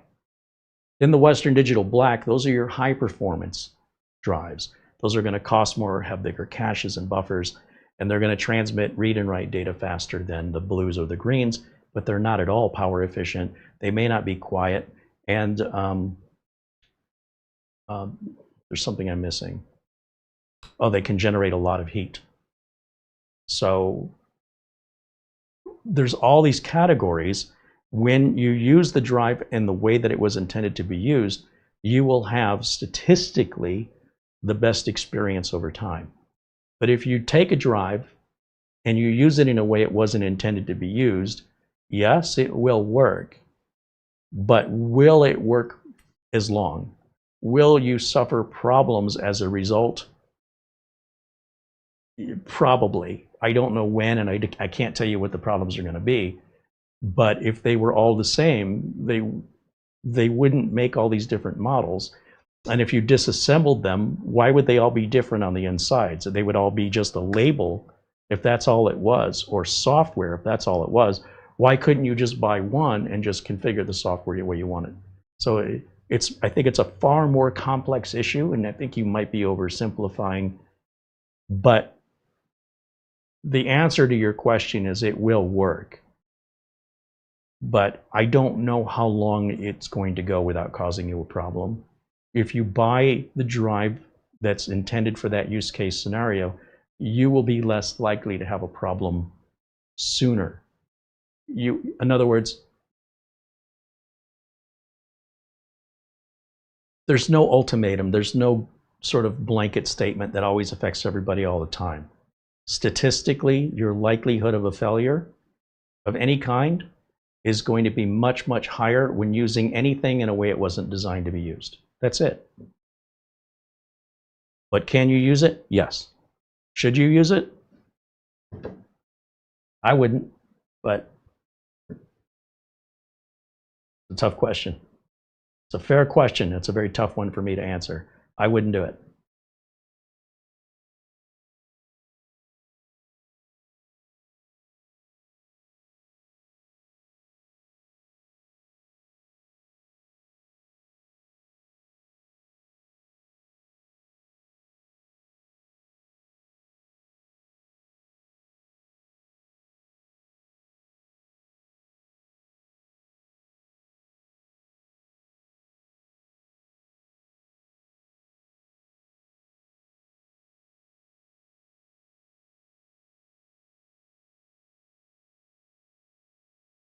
AC's Drafting joins us, says hello. Patrick Manny with a $5 super chat. Kerry, I'm happy with the WI6. I was just curious if they ever got back to you. Yeah, well, apparently they did. And I'm guessing you must have already had it. Because if we would have had it and been offered the BIOS, we would have downloaded and applied that before we sent it out. So I guess that's what happened. And that's how it played out. But I'm glad you'll enjoy it. And again, if you ever have any problems with it, just reach out to us and we'll just exchange it for something else.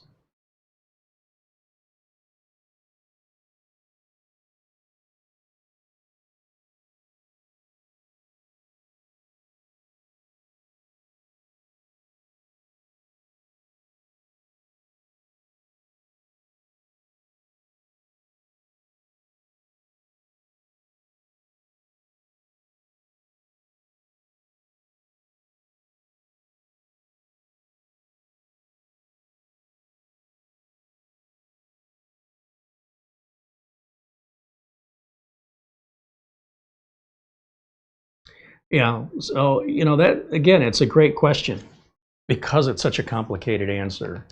And I was just trying to simplify it because, you know, I could just probably keep going for another half an hour about all the differences. But at the end of the day, as long as you understand the price and the potential consequences and you're okay with it, there's nothing technically stopping you. But I sure as hell you buy two because you're going to want to back up. If your collection of stuff is important to you, you shouldn't trust it all in one drive, regardless. You never know when you get a virus, a power spike, just a random failure, an accident, a theft. If it matters that much to you, you should have 2 copies of it in 2 locations. And again, my solution would be a network attached storage drive.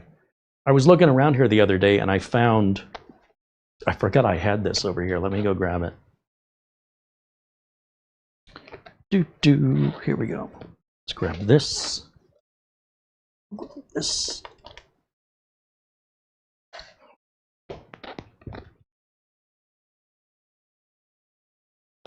These are relatively inexpensive. This is the TerraMaster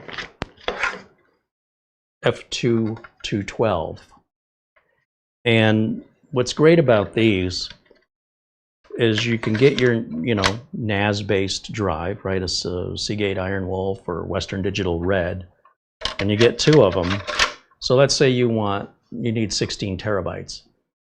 If you need 16 terabytes, then you buy 2 16 terabytes and you put one here and one here, and you tell them to copy each other so that when you see how much space you've got available, there's 32 terabytes, but you can only use 16 of it.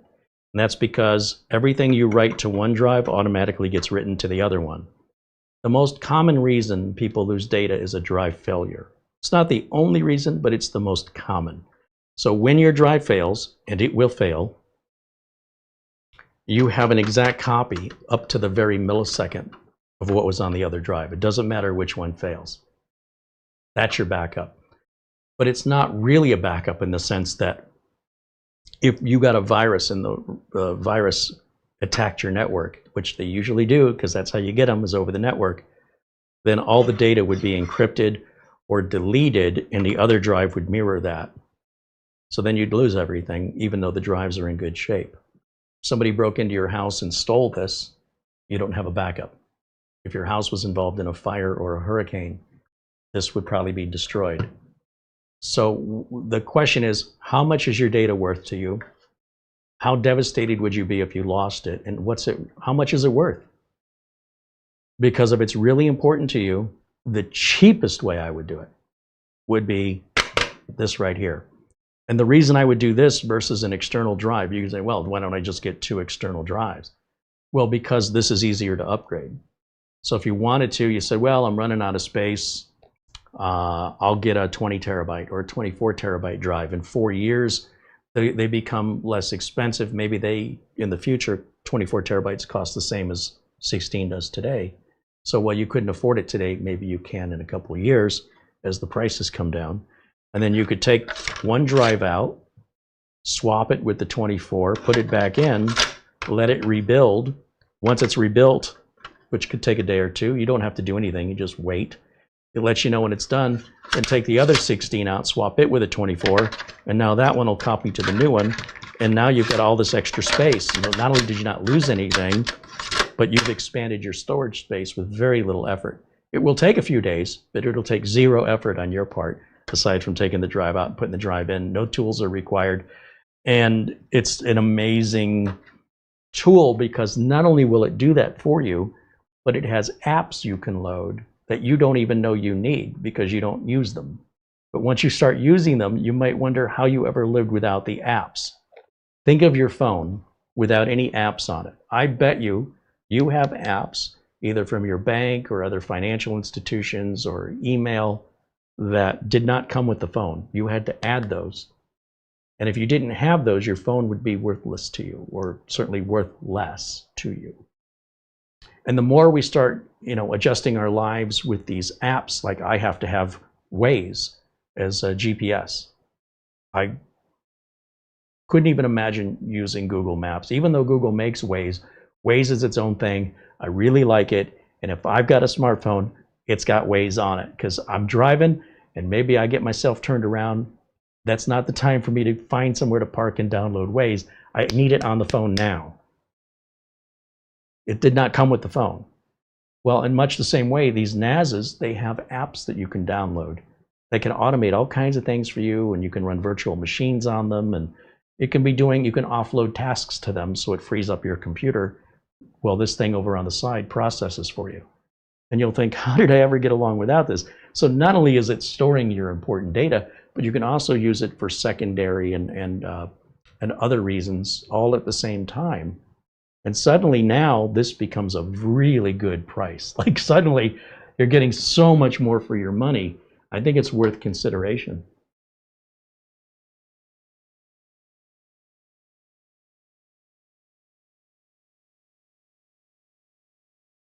One of the things this will do, especially if you're collecting media, is you can put a Plex or a Jellyfin server on this. And then this can distribute your media to your phone, to you, anywhere you are in the world, whenever you want it, at no cost. Essentially, if you've got an internet connection, you can access all your media. You're your own cloud. You can be your own Google Drive. You can be your own Microsoft OneDrive. You can be your own Dropbox. And it's all included in the price. There's no subscriptions. All of a sudden, you start realizing, I'm just naming 3 of thousands of possibilities. Just use your imagination and you'll wonder, how the heck have I been living without this thing? So that's what I would do if I were you.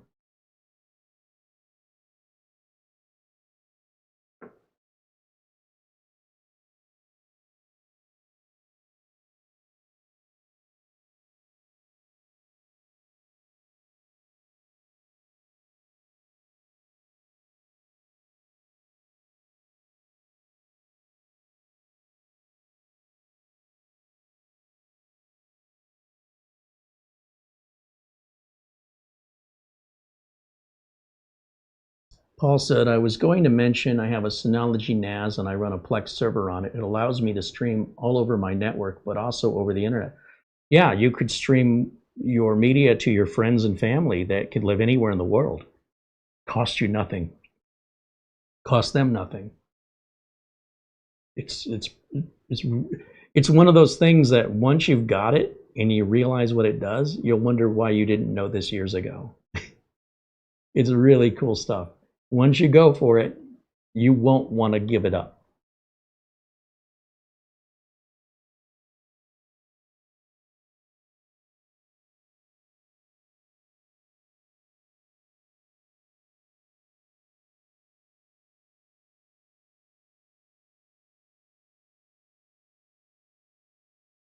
All right, that puts us right at a little over 3 hours here. So yeah, just a fun little Saturday night hangout. I like answering your questions and hanging out with you guys. So thanks for hanging out with me and giving us some topics for discussion.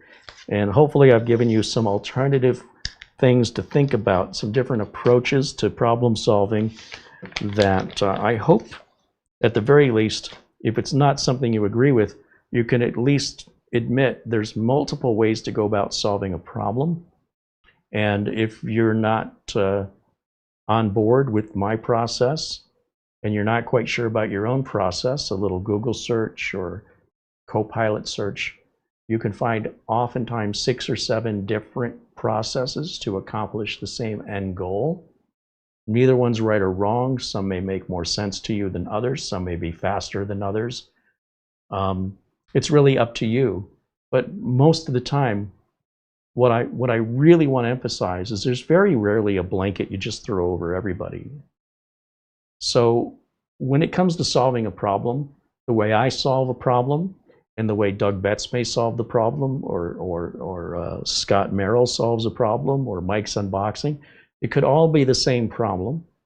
And we can all go about a completely different means to resolve that issue. Some of us will finish before, some of us will finish after. Doesn't really matter, as long as you did it the way that you were comfortable with and got to the result you wanted. But I don't want you to think in any way that the solutions that I offer are the only solutions. I'm just telling you the way I would do it. Like if you approached me as a paying customer and you asked me this question, I would have to tell you based on my experience. I cannot tell you based on Doug's. I cannot tell you based on Scott's. You understand? I can only tell you my experience, which may not align with you. That's okay. Doesn't make me wrong. And so don't let that stop you from, if you're not getting the answer you're looking for, keep looking. There's other answers out there that might fit you better. So just food for thought. All right, that's going to wrap it up for me for today. Thank you to everybody for hanging out again. I appreciate it. Just kind of a last minute Saturday night hangout. Thanks to Mara for doing that research for us and helping us out in the background. Also, again, if you want to reach out to us, our email address, I'm going to put that right there if you want to reach out with any questions. Sometimes if it's a complicated question, it's not really good in public to just ignore all the other viewers and focus on one viewer for an hour. That's much better privately, and we'll deal with that. And I say deal with it, but I mean we'll help you exclusively and privately when it's something that time consuming. We do try and answer the quick questions or the easy solutions, or point to a website that can walk you through a process like your Windows password that we won't cover the details of here because it's already been covered somewhere else. So we point you over there and then say, let us know if you still have any problems after that. Other than that, like I said, we can more than happy to go back and forth in email where we're not live on camera and trying to sift through helping other people and not monopolizing all the time on one particular viewer. So adjust accordingly, right? If you want to reach out to us in email, feel free. If you want to reach out to the community, we have our own forums, carrieholzman.boards.net. Everybody's welcome there. You talk about whatever you want. And other than that, we'll be back. We should be back tomorrow. And I've got a mini PC to review tomorrow. So I think we're going to get to that. That's going to wrap it up for me. Enjoy the rest of your Saturday night. And I'll see you all again very, very soon. Until next time, bye for now.